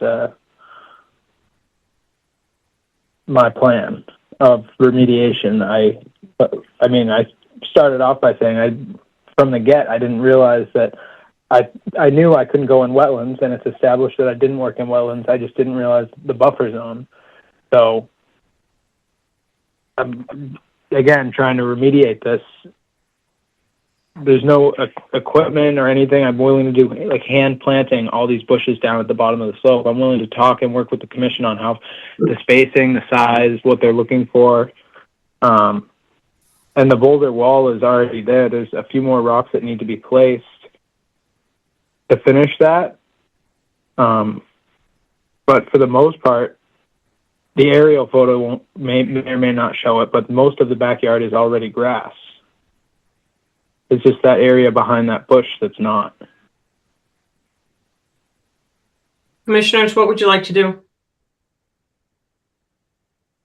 from my perspective, I need something more in line with what we've been getting from others, showing where the buffers are, 50 and 100, what you're planning to put, where you're planning to put it, and how much of what's in the buffer is going to be cleaned up. In terms of cleaned up or removed, or what are you thinking, Ed? Well, cleaned up meaning, removed and remediated. There's debris that, we're looking to have taken out, and dirt and grass put in, or whatever the case might be. But I'm having a hard time, and I know the area, but I'm having a hard time understanding how much of this, like the driveway, for example, how much of the width is where it shouldn't be, that kind of stuff. I think the planting picture is helpful, but without knowing where all the rest of the stuff is, it's kind of a challenge. So Kyle, I keep deferring back to you because you've been on site. What are your thoughts? I mean, I definitely agree that it would be nice to see some delineations of where the 1500 is. I don't know if it changes what our end goal and result here is. It's all within the 100-foot buffer. It needs to get cleaned up. Yeah, I agree with that. This isn't what we're used to seeing for a remediation plan. So we need to either get that or try to move on and say, get it done. Because we're going back and forth having the same conversations each week here. And it's going to be winter soon. It's going to be pushed into next year. And I would be happy to work with the commission outside of these Tuesday meetings to try and work on our own remediation plan. Going off this, going off something else, I'd like to again reiterate, like I did to the commission when they were here. I'm a single father of 2 kids. I grew up in town. I live in town. I did not realize what I was doing was this, I guess, big of a deal, but I understand, and I'm trying to work with them on remediating this. It's just getting an engineer in here to shoot a topo. It is out of my wheelhouse, like today. I'm not sure how booked out they are. I could reach out. It just seems like a stretch because, like Kyle said, we still have the same end goal. If we could like we did a walkthrough. I believe Amy marked out where she believed the wetlands was. I'd be happy to tape off that. Or if someone wanted to come out one day at a reasonable time, I'd be happy to show where the 50 or 100 feet markers are in terms of where the wetlands are. So Are the that's- wetlands not located on the now expired septic system plan? That was where I was going to ask Sarah if there's an RDA plan somewhere, right? And they are shown on that. We had that discussion that they're shown on that, but I couldn't find it. I don't know where. Okay. John, do you happen to have a copy of the plan that had septic on it? Because you mentioned the wetlands. Yeah, there you go. I think, I found it. So you can see the wetland flags were originally surveyed back there, and those seem reasonable. And this showed what the original, driveway location is. There's the bush in there. So John, this is like the best working document that you could use, because you can pull everything off the corner of the house and have your shrubs. So you could overlay on that where you want to put your plantings and where the borders are. So to use this and then use it to scale. And this has the 50-foot. It nicks the end of the existing driveway. Right. And goes. John, I recognize you can't see this, but I feel comfortable with this. I don't know about the rest of the commissioners. Yeah, I agree. I think he takes what he's already prepared and he puts that onto this. Yeah. And hopefully that helps everybody else feel a little bit more comfortable. Yeah, I agree. That sounds good. So is this something we could continue to next week, and I could reach out to Amy or the commission and get a copy of what you guys are seeing, so we're all on the same page? Yep, we can ask this document to be emailed to you tomorrow, with the understanding that for the next meeting, you'd already have this back to us in a lot of time to give you, if there's a comment or something missing, so that the goal would be at the next hearing, you would really have given us your sequential order of what you're going to do. And I would highly encourage setting up a site walk. I don't know if there's erosion control that's needed. I've not been on site. So here again, I defer to others that have been on site. I mean, I guess it really depends on everything that we're looking for him to do. Most of it's more stabilization than anything, so really shouldn't require erosion control. I don't see a lot of earthwork in this. Okay. But I will say, I think that if like any removal of the quote unquote debris is going to happen, then I could put some silt fence or like hay or in that hay one bales, corner something at the like bottom of that slope. That's where I would see it needed, if anywhere. And here you as you're pulling out concrete and whatnot. So I'm curious if it's convenient, because I know there's a site walk that you all had planned for earlier for the 16th at 1 p.m. John, I know that you work, but it might be helpful to see if you can meet commissioners or allow commissioners to go on to get a better visual, put stakes out potentially over the weekend where the plantings are going to be, so that we can keep this ball rolling. I can't do the 16th at 1. So there's a single dad, 2 kids. They both go to school in town. I can't do. Amy or Sarah, this is a pretty straightforward site. When you get out there and you're standing at the top of this slope and then you're standing at the bottom of it, it's if we're saying, yep, 20 blueberry bushes at the toe of the slope, you're going to go out there and know exactly where they're going. Right. So all I'm asking is that he go ahead and put some stakes in where they're going to go and to walk off one of the flags. Okay. And then walk off from the corner, that you'd be able to have your footage based on the wetlands that's presented on this map. Yeah. And does the commission want to see on this plan where the extent of the sort of new driveway-ish is? Yes. And what is proposed to be taken out or restored? All right. Yes.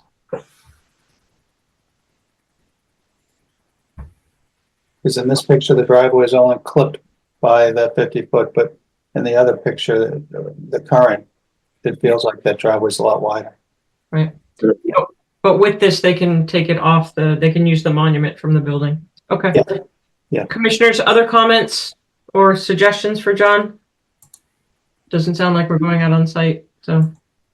I guess the only thing I would just point out is, it doesn't seem like that spot where the bushes are being proposed to go is going to be viable. And I don't know how much sunlight it gets, but it seems like it would be a difficult spot. So just something to keep in mind. Kyle, you were there. Do you? Yeah, no, I agree. I have to take a closer look at that, but there's significant tree coverage down past the toe of that slope. So Yeah, If and even if it's just something where the where, sun's going to travel. if it's something you'd rather see on the top of the slope, I would be willing to do that too. I mean, down at the bottom of the slope, it's all green, so I don't necessarily want to say they wouldn't grow. There is growth down there. There's some dead trees, but Yeah, I'm not saying it won't either. It's just something that has occurred to me. no, and I definitely understand, especially on the driveway side. There is that. I didn't even think about it, and you're probably right. And I'd be willing to do, like, again, I can talk to the conservation about it. I'd be willing to do some up on the top, further in the back, plant something different that may take there. Willing to work with conservation.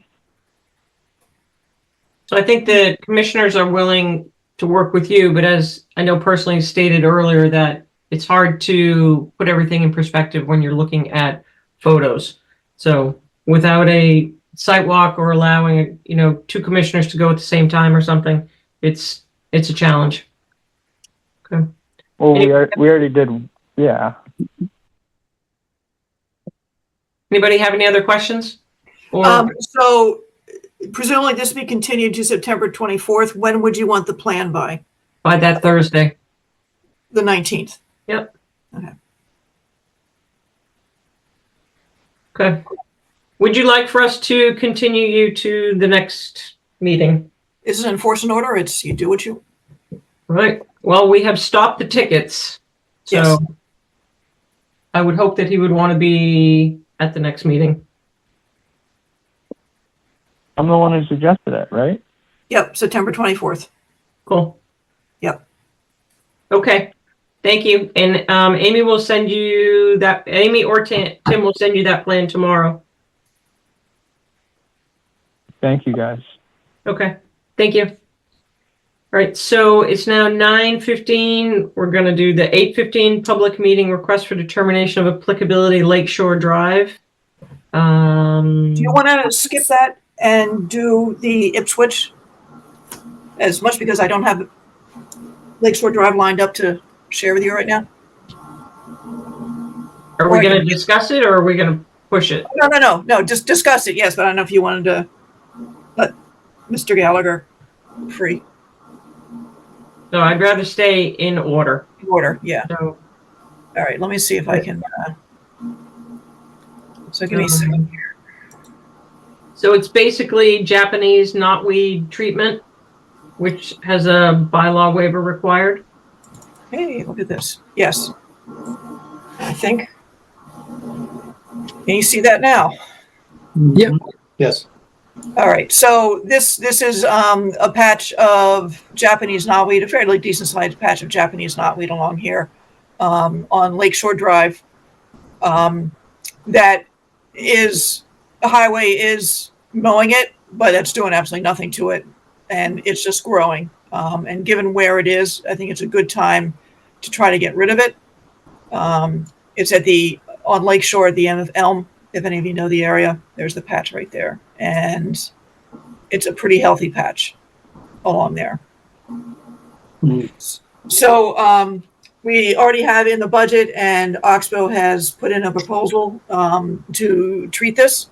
We backpack sprayers right along the edge there, and probably take more than 1 year to knock this out. But I think it's doubled since we started looking at this, and it's time to try to get it under control. No work in the wetland, but we will be immediately adjacent to the wetland.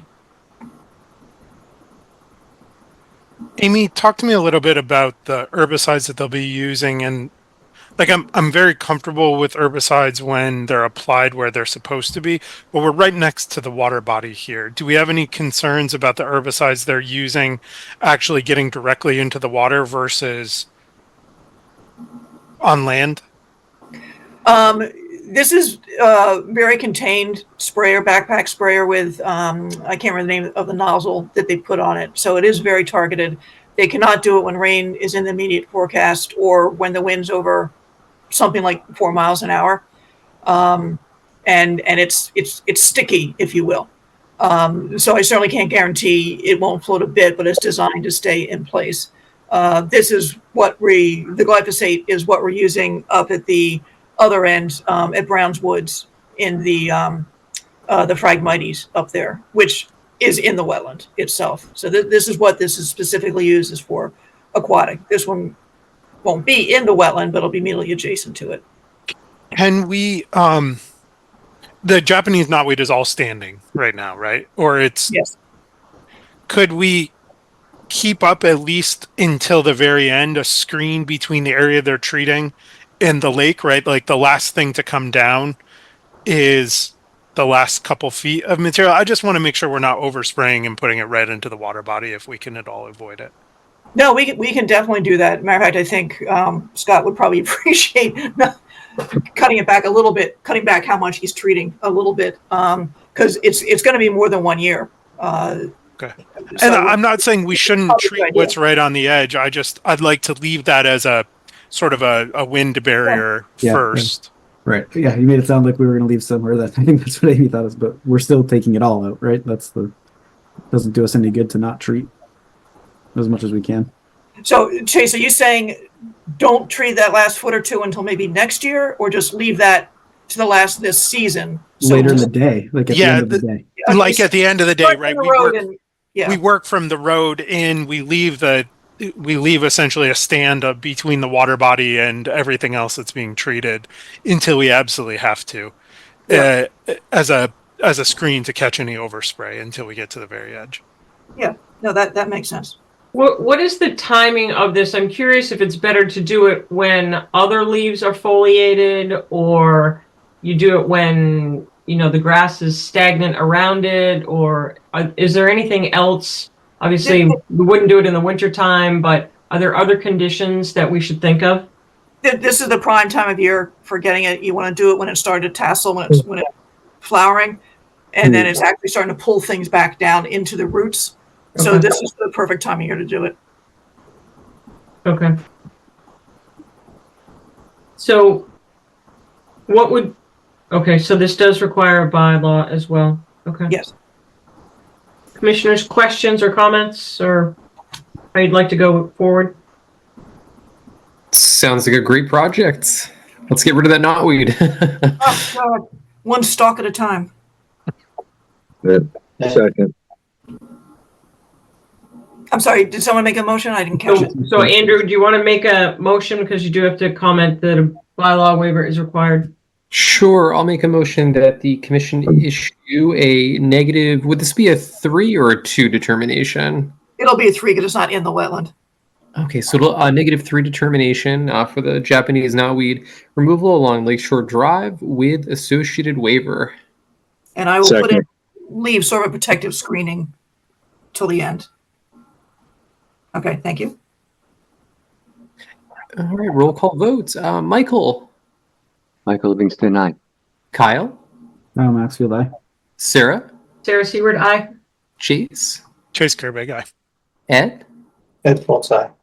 Carl. Carl Melberg, aye. Myself, aye. It's unanimous.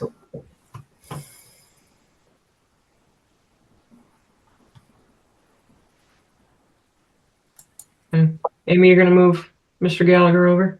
He is coming in.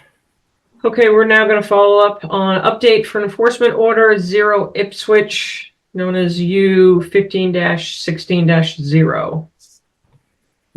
Mr. Gallagher, when you're on, if you could identify yourself, that would be appreciated.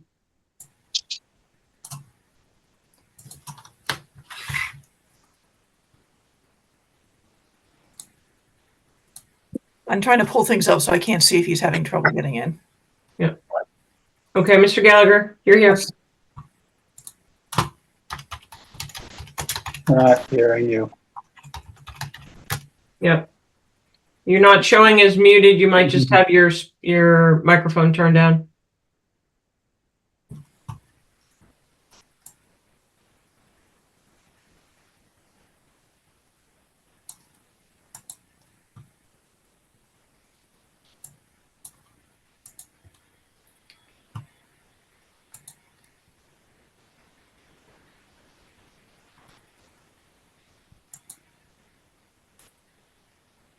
Yeah, I can't do anything from my end.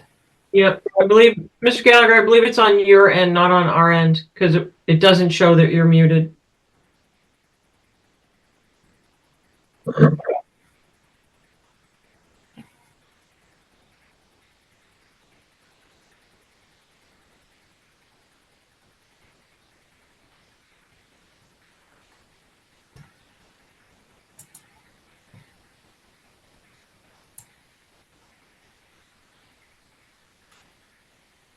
Mr. Gallagher, we're happy to kind of keep you on. We're just going to go and do a couple little discussion items, see if maybe logging out or logging back in or such might help, if that's okay.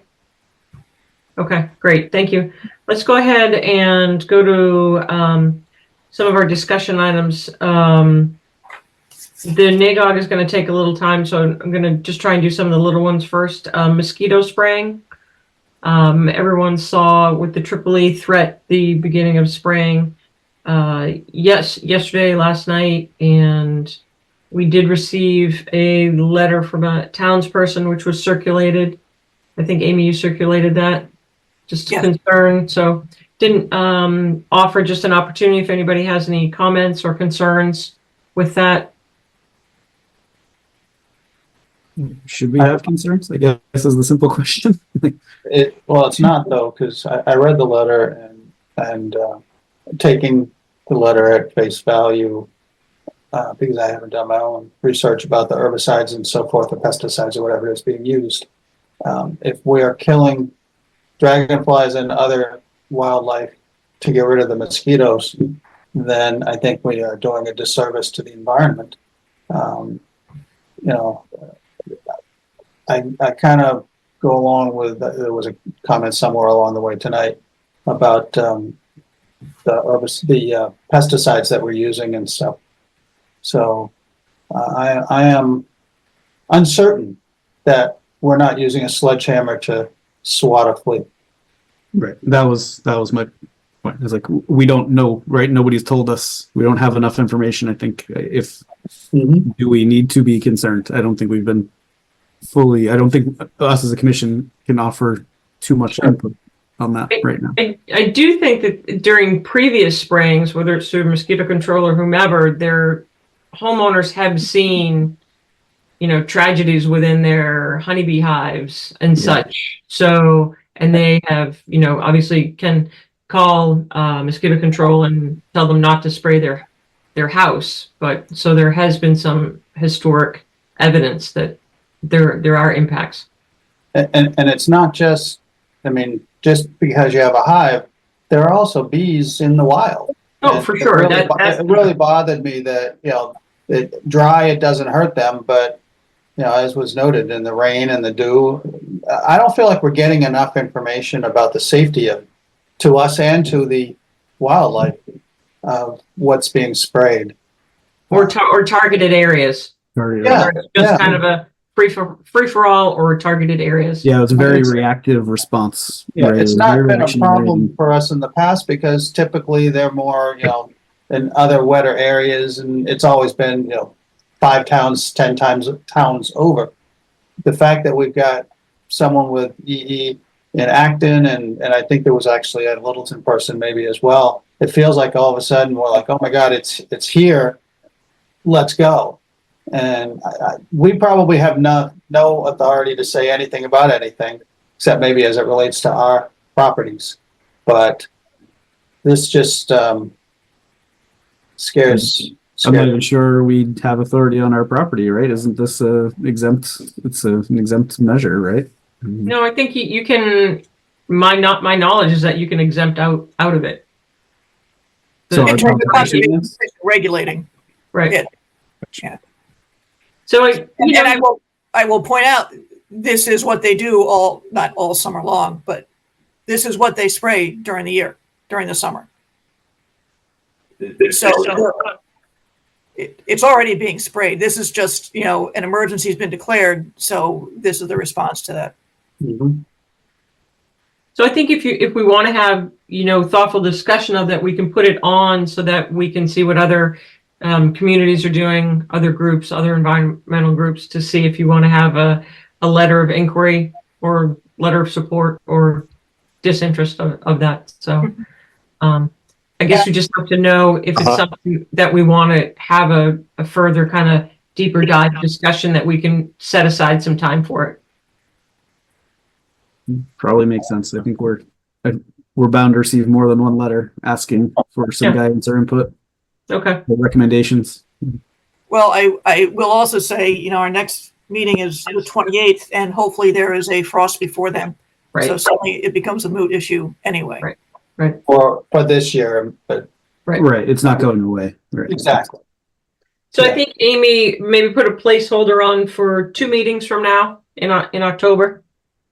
And then that might give us some time also to do a little research of what other communities, perhaps not even in the Commonwealth. We know Tripoli is in other states as well. So You don't want to talk about the 28th, September 28th? whatever the second meeting is, not September, the October one. So that's October 8th. 8th, yep, okay. Okay. Mr. Gallagher, can we hear you? I think so. Nice. Welcome back. Well, All right. my laptop seems to have failed me.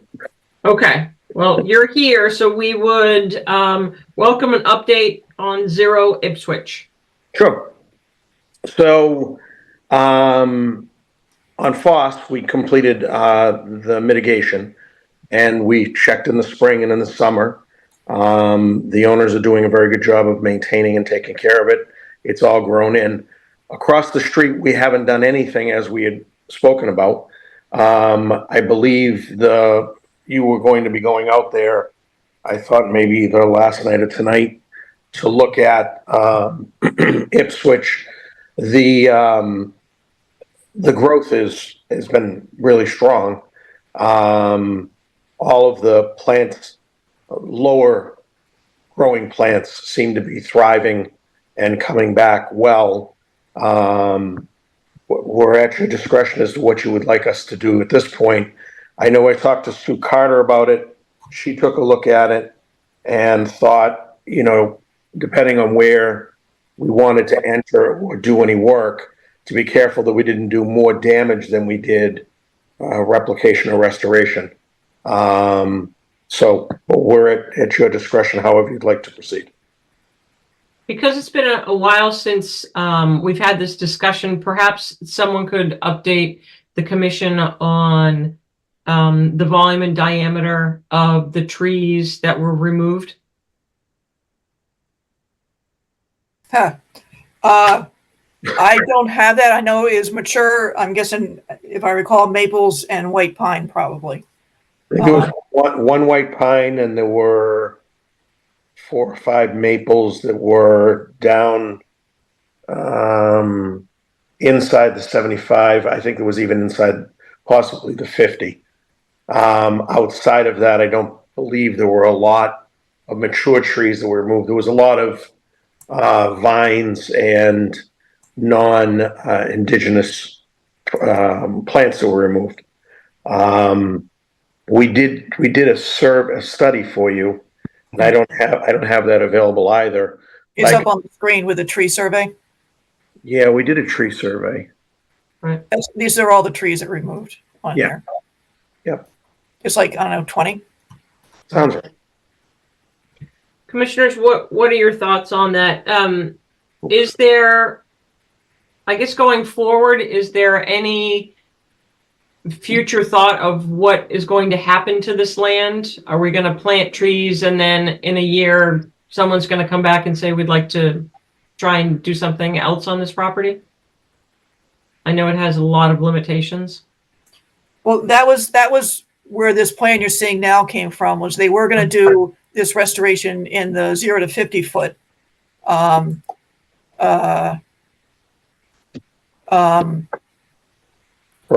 This was supposed to be back in last year.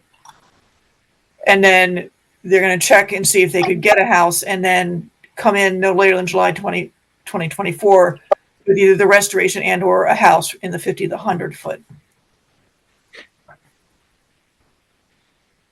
We have not gone back to disturb the property at all.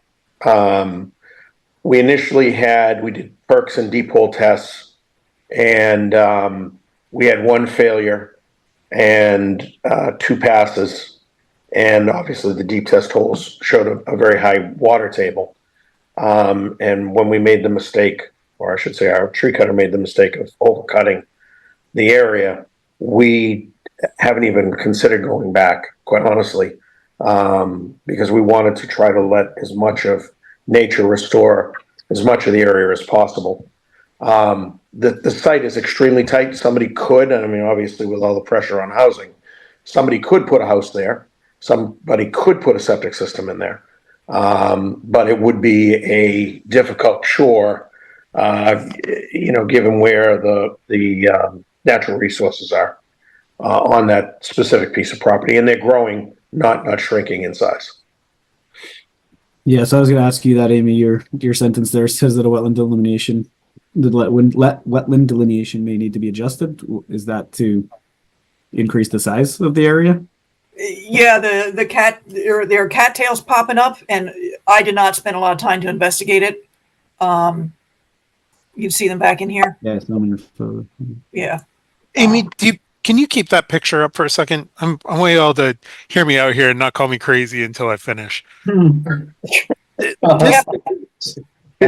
This looks to me like a perfect opportunity, and I know we don't have the structure yet, but a perfect opportunity for a payment in lieu. I mean, I look at this and I wonder, there's a lot of ecological value in that meadow at this point. And if we had replanted the trees right after they were cut, that's one thing. But now what I don't want to do is create the moral hazard to like, hey, you cut trees and look at that, you got away with it, but at the same time, I'm reticent to go back in there and replant trees now, especially if we could come up with a acceptable alternative that achieved meaningful sort of reparations for that damage without necessarily redisturbing that meadow, which is sort of an interesting habitat immediately adjacent to the existing forestry. So I don't know. I want to put that on the table as an option. Like, do we have to replant here, or could we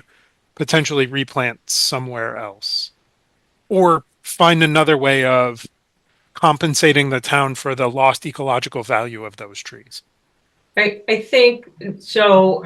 While I appreciate that, I would at minimum want to split the difference. You can go in and someone can plant by hand some trees that might help with that coverage. Mm-hmm.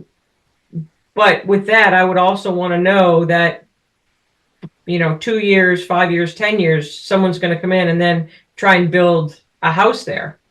So I would either like to know that this is buildable or not buildable, because if it's not buildable, I would follow the path of let kind of nature with some assistance go forward.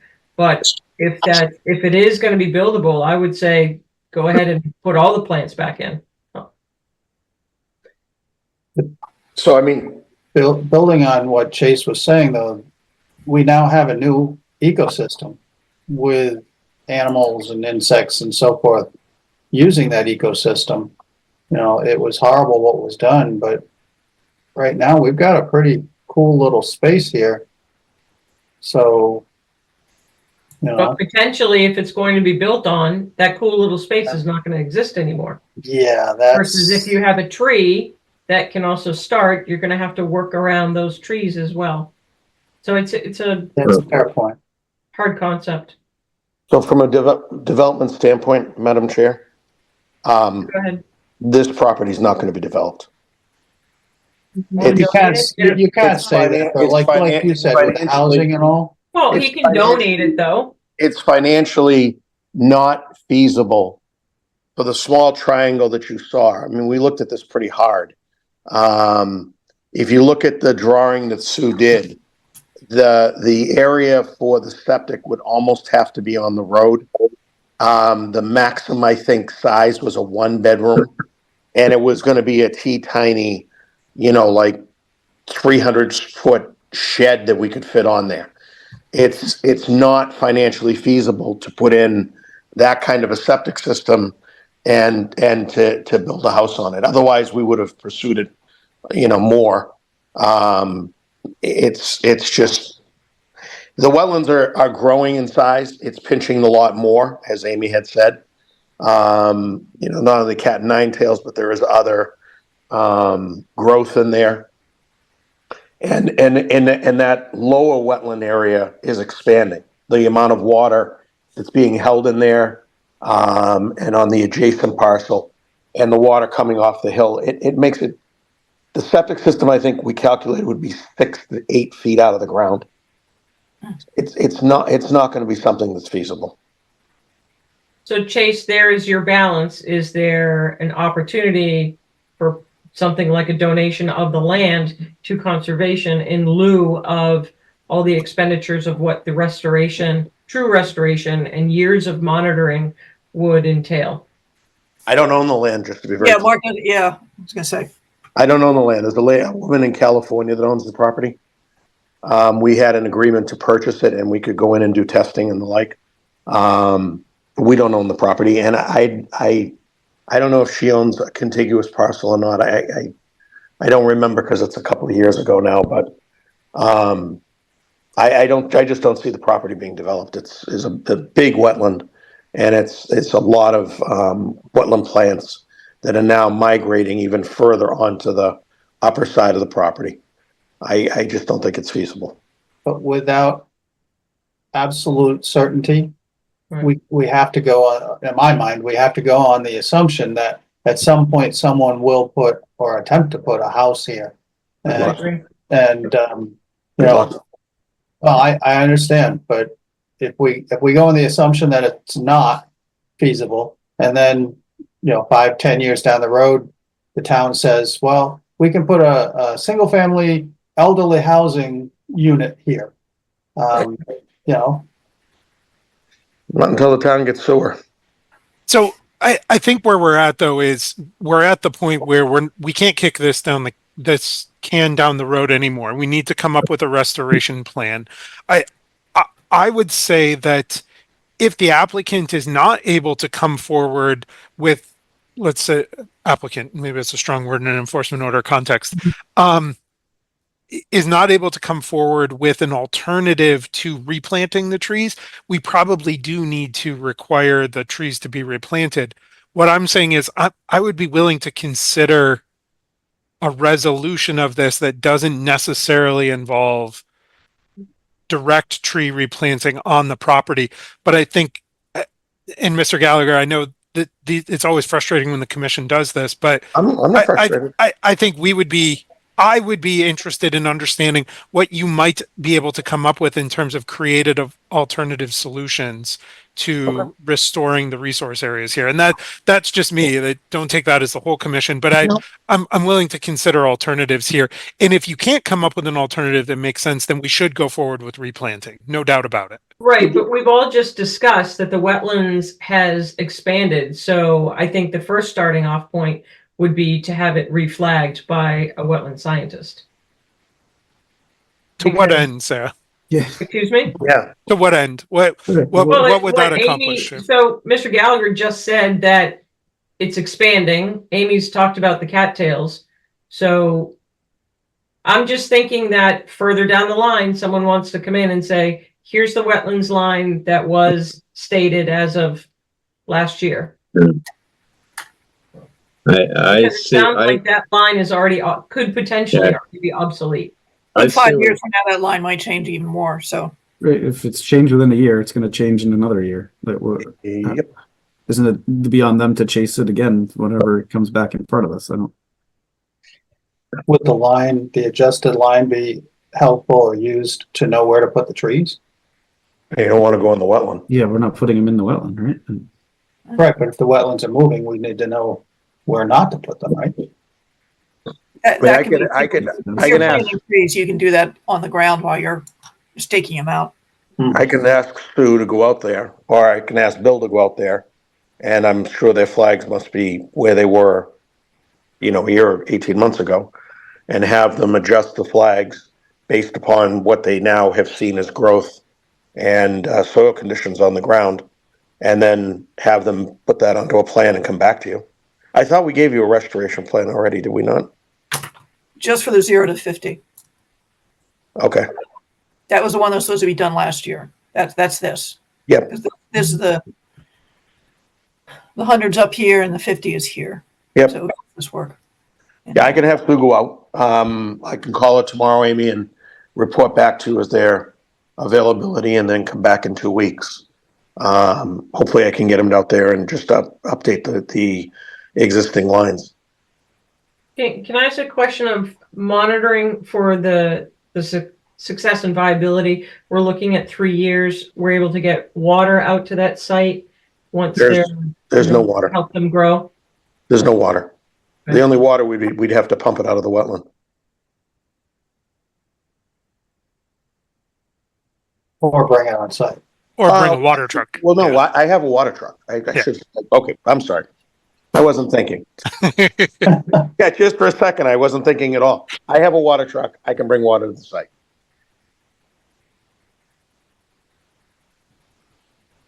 Commissioners, what would you like to do? Or would anybody like to do a sidewalk or just, go take a look at it yourself? If we can't guarantee that there won't be possibility of a house even being attempted to be sandwiched here, then I think I'm where Sarah is. Let's put the trees back in. Mr. Gallagher, are you okay with commissioners going on the lot to take a peek prior to the next, at their leisure prior to the next hearing? Yeah, I don't think there's any issue with going on the property. I'm actually not sure, Sarah. As a matter of an enforcement order, Mr. Gallagher gets to decide. But that is true. Oh, no, you can't just walk on. Even with an enforcement order.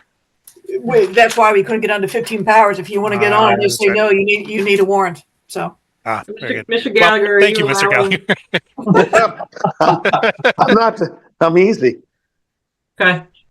All right. So we will see someone in 2 weeks. And commissioners, if you have an opportunity to go on the site, if you don't know where it is, just give one of us a call. Madam Chair, do you want me to have the wetland line updated in that period of time? Or not? What would you like to do?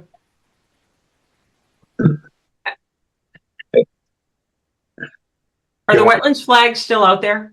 Yep. Okay. I would probably, if you wish, hold off until commissioners have had an opportunity to go out. Okay. And if you're, wait one hearing to see, let some of us look at that, and if they look like they need to get chased a little bit more, we can. Yep, happy to do so. Okay, thank you. We will continue to the next meeting. We'll see you in a couple weeks. Okay, thank you. Thank you. Enjoy your evening. Thank you. Amy, just quickly, town land inventory, kind of like a mechanism to cross-check. Yeah, so there's kind of 3 levels here. What we've already done is we've combined lots that are already owned by conservation just to make it easier. So for example, all those little tiny lots at what I call Long Lake West have gone from 75 lots down to maybe 4 or 5. So all these little lots have been put together. So that's been done, and that was low hanging fruit. The next piece of it is getting parcels that should have gone to Concom and just never did. So they're still under the select board. So I had given Kathy Miller a list, and I told her where the town meeting vote was. And I actually spoke to her today, and those she actually can just go ahead and do. Without, it doesn't take a vote. The town meeting's already had the vote, just never made it onto the into the GIS. Can you share like an example of what one of those might be? Mary Shepherd, I think Williams may have been changed, the DOT surplus parcel, the 5-acre piece of it. Actually, the Frost Whitcomb parcels. Right. Never got actually transferred to Concom. Yeah, exactly. So low hanging fruit and pretty easy. Was one of those, Amy, We will increase the percentage of open space in Littleton. And then the next pieces would take more consideration. An example is the Morrison Orchard, the piece that's actually on the east side of Nagog Hill Road that leads up into Yap. That right now is general municipal, and that's what it was purchased for. But that might be an example of something that could just go to care and custody of Concom. It's pretty wet. I don't think anyone's going to get anything else in there. Town forest is an example of something that you guys do not control, and I think that might be appropriate because that can also let hunting occur on there, or so there's considerations for those other parcels. And once we get that all straightened out, and if Parks and Rec is going through, the Water Department's going through all these parcels, if they want them or not, and then what's left over will basically become potentially part of the parcel purchase where, and a butter could buy half a lot or something. And excuse me.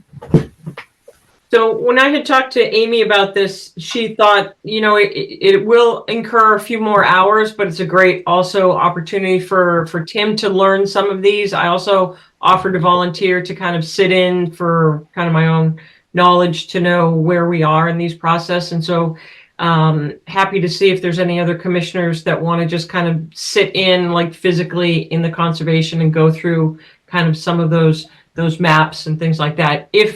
If Amy, we can be helpful at all, or feel free to tell us no, and you and Tim can just plow through it. Totally. No, I think definitely, because we're at the point now where I might have ideas and say, I want nothing to do with that lot because it's a mess, but someone else may see it as a jewel. So, I think it does. We're down to those kind of lots on there. None of, if I'm remembering correctly, I don't think any of them were particularly large, but. So I guess with the commission's insight, for if you and Tim can throw out just a couple working dates or times, do it like old school doodle to see if anybody wants to chime in and show up. I think, Andrew, you've expressed interest before. Yeah, I would definitely be interested in at least reviewing kind of iffy parcels to see if it would be something that we'd be interested in, keeping in our collection as opposed to letting, go to tax title or not tax title, surplus property. Yeah. So yeah, absolutely. Okay. Right. Yeah, I can focus it around a lunchtime thing if that may or may not work for people and see how it goes. I mean, drag Andrew down from the clerk's office or. Yep. Yeah, Andrew's got to go real far.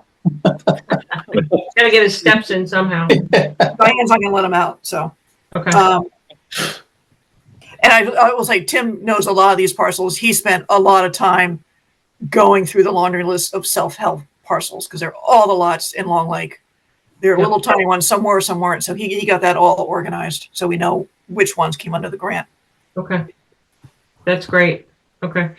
Let me jump into, I can jump into Nagog now or turtle nesting site walk, which Turtle nesting. turtle nesting. Do we have? Yeah. So it's been going back and forth because Natural Heritage did release the two letters. One is a to take letter, and then the next day they issued the letter with the conservation management permit, the CMP. So with that done, you could vote on that order of conditions. That was the only thing they were waiting for. If they are going to do turtle nesting at a different site, or actually any site in the buffer zone, that would be a new notice of intent.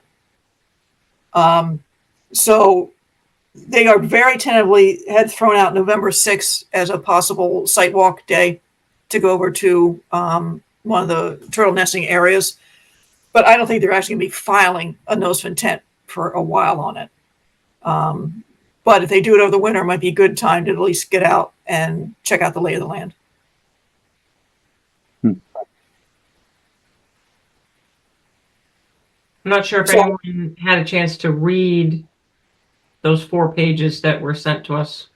It's an interesting read. They're fun to read, Agreed. yeah. It's not what I was expecting. So No, me as well. So I think that however we can get on site, I would like to stay involved. And if you want to make it a double whammy, I bet if we go out to Sudbury to SVT to Smith property, they can also give you an update on all the invasive treatment stuff they've been doing out there. They've been doing a lot of management, a lot of it physical, a little bit herbicide, but they've been having some pretty good success out there. Okay. So I will circle back if this makes sense with the water department SVT and see if SVT wants to do a site walk separately so they can get their initial reaction from the water department, or just do it all at once. And then I can send around again, maybe another doodle poll or something to see, Okay. pick some times. So we're earmarking November 6th or we're not? Very light pencil. How's that sound? Get a pen. Okay. The water department report spoke to going to another state agency or something to get some kind of approval.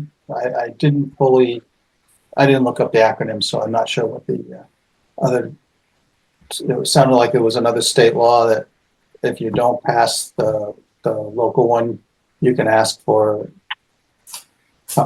exception from them. Did I read it wrong? I'm not sure what that is. I mean, in terms of the endangered species or in terms No, of the, turtles. not that I'm the- familiar with. Okay, I'll read it again. I'll do a Yeah. little more research because I was a little confused. Okay. Let's start. So NAGOG, Amy, when you have a moment, can you call up the lower map parcel of 107, which is R02-10-0. So what I'd like to do tonight is to tell you a little bit about the presentation to the select board last night. I was there with Amy. Obviously did not ask for any type of vote or support or anything, just letting them know that we were being prudent to let them know that we were going to have discussion tonight.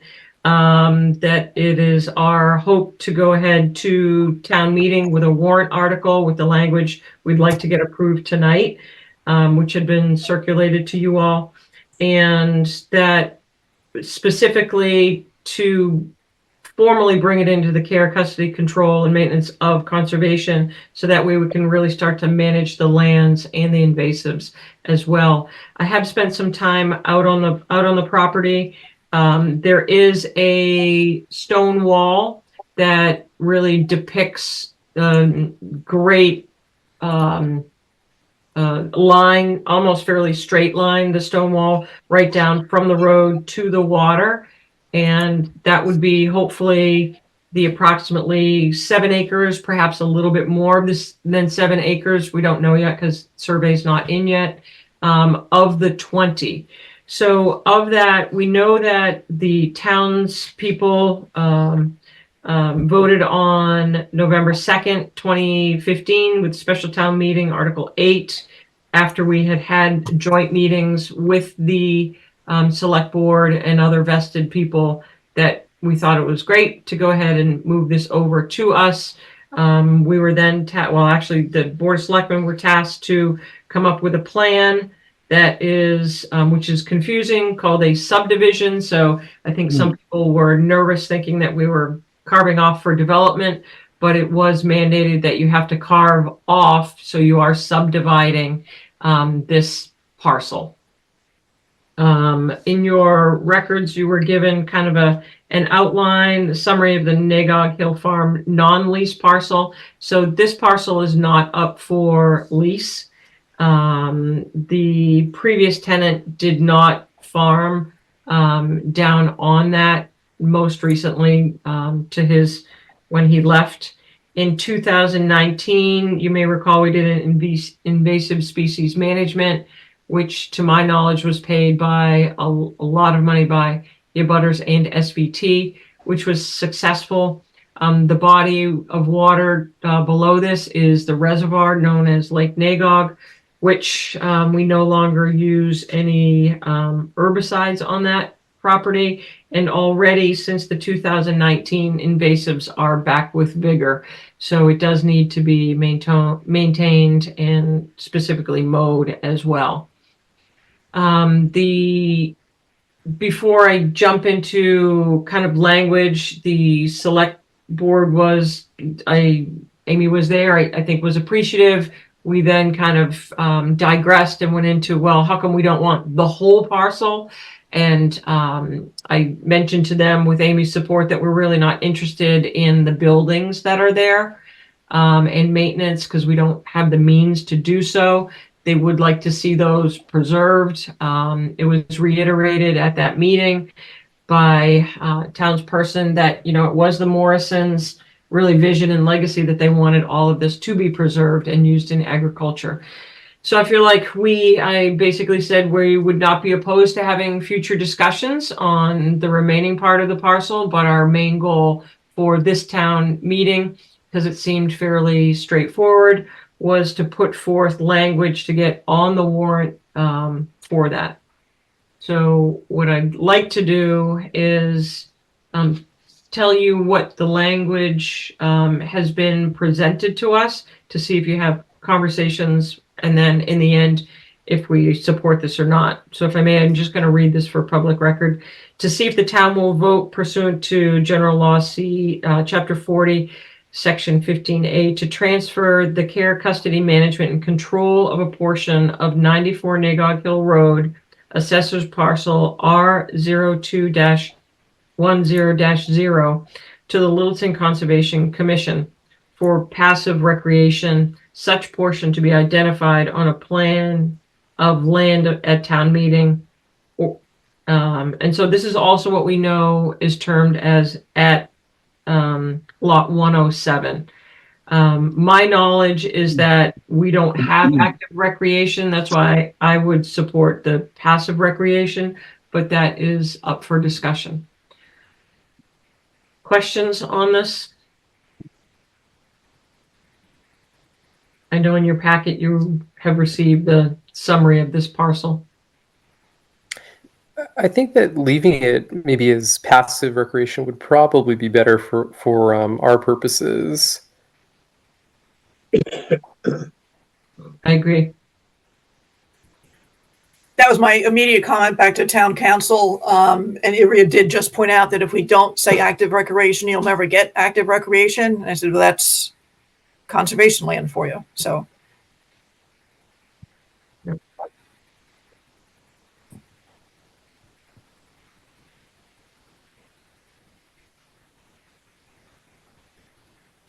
Any discussion?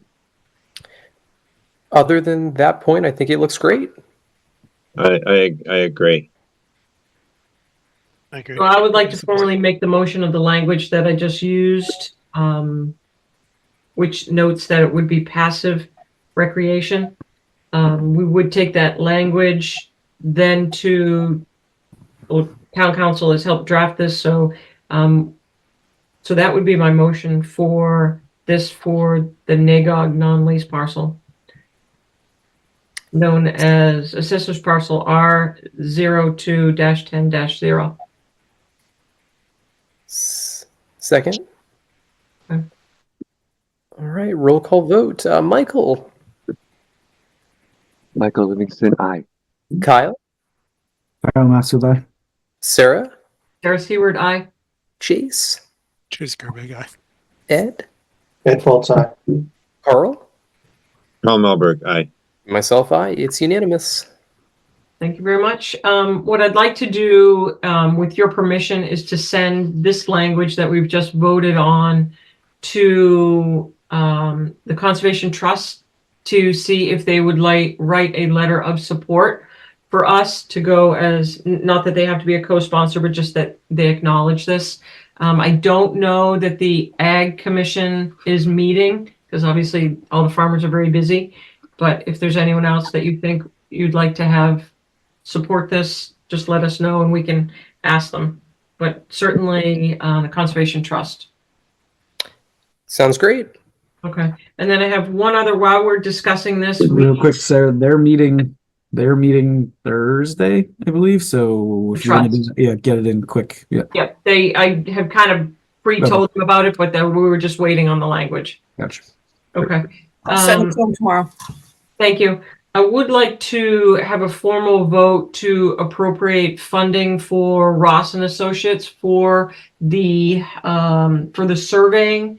So I'd like to make a motion that we can appropriate funding, I believe, Amy, up to $2,000 for the survey of this lot for Ross and Associates. Yes, correct. Second Well, that. yeah, they're preparing the A&R plan that'll go to town meeting. Okay. So we have a second. Roll call vote. Michael. Michael Livingston, aye. Kyle. Mansfield, aye. Chase. Chase Gerbeck, aye. Sarah. Sarah Seward, aye. Carl. Tom Melberg, aye. Ed. Ed Foltz, aye. And myself, aye. It's unanimous. I think if anyone wants to double check your notes as well, I think we got to all the discussion items. And I had a few things to throw in there, but oh yeah, Amy, go ahead. Yep, please. oh, and your project liaison. Yeah, we'll come back to that. Okay. First of all, Amber, I don't know. I just realized that there's a whole bunch of text in the Q&A button, and I don't know if that gets saved or I just ignore it or what I do with that, but I wasn't sure what to do with those. I haven't seen those before. So just a quick rundown. Are you the only one that can see those? No, I can see him. It was Q&A on the bottom. There's like 5. It was from the Newtown Road conversation. She vocalized most of them when she spoke. Yeah, I just noticed it. So, but I don't think they count towards anything because they haven't been read. So, all right. So, quick rundown. Cloverdale ADA Trail, I believe, is going to start in the next week or two. Yay. Awesome. And Aggregate is donating gravel, and Cataldo is donating erosion controls. Highway will be doing the work. That's great. And of course, all the boardwalk stuff by everybody else. Just FYI, the tree hunt is ready to get going again. And you had voted last year to approve that through 2026, so they're not going to come back for the land use.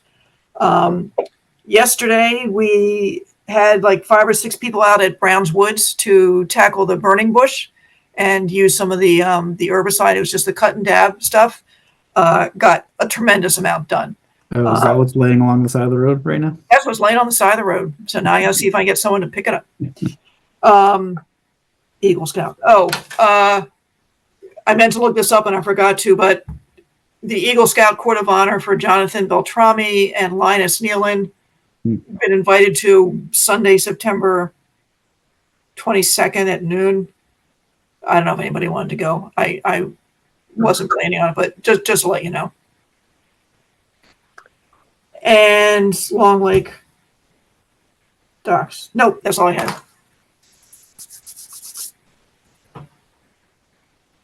Anything else? Want me to talk any faster? Do you make it a point? Fantastic. Does somebody make it a point to go to those? I mean, it's not like they're expecting us or like going to call you out in the crowd or like. No, I think I'm sure. Carl, maybe you went to one like years ago. Somebody went to one years ago. I went to one. Judy Reed's son, who did all the town forest, but Yeah, I just want to make sure. they don't call you up. You can go up and say something when they have the whole, Gotcha. It might be nice. Interestingly enough, I may be at that one because my son just joined that Boy Scout troop. So Well, then there you go. Perfect. Sure. All right, it's covered. Great. I'm happy to do double duty then. All right. Thank you. Excellent. Anyone have anything else? And so if we could just do a reminder for that site walk, that would be great. Okay. And So for people to go see the Gallagher property, yes, the not Gallagher property on their own. Yep. correct. Do we have a motion to adjourn at 10:04? So moved. Second. All right, roll call vote. Michael. Michael Livingston, aye. Kyle. Kyle Maxfield, aye. Sarah, Sarah Seward, aye. Chase, Chase Carey, guy. Ed, And both sides. Carl,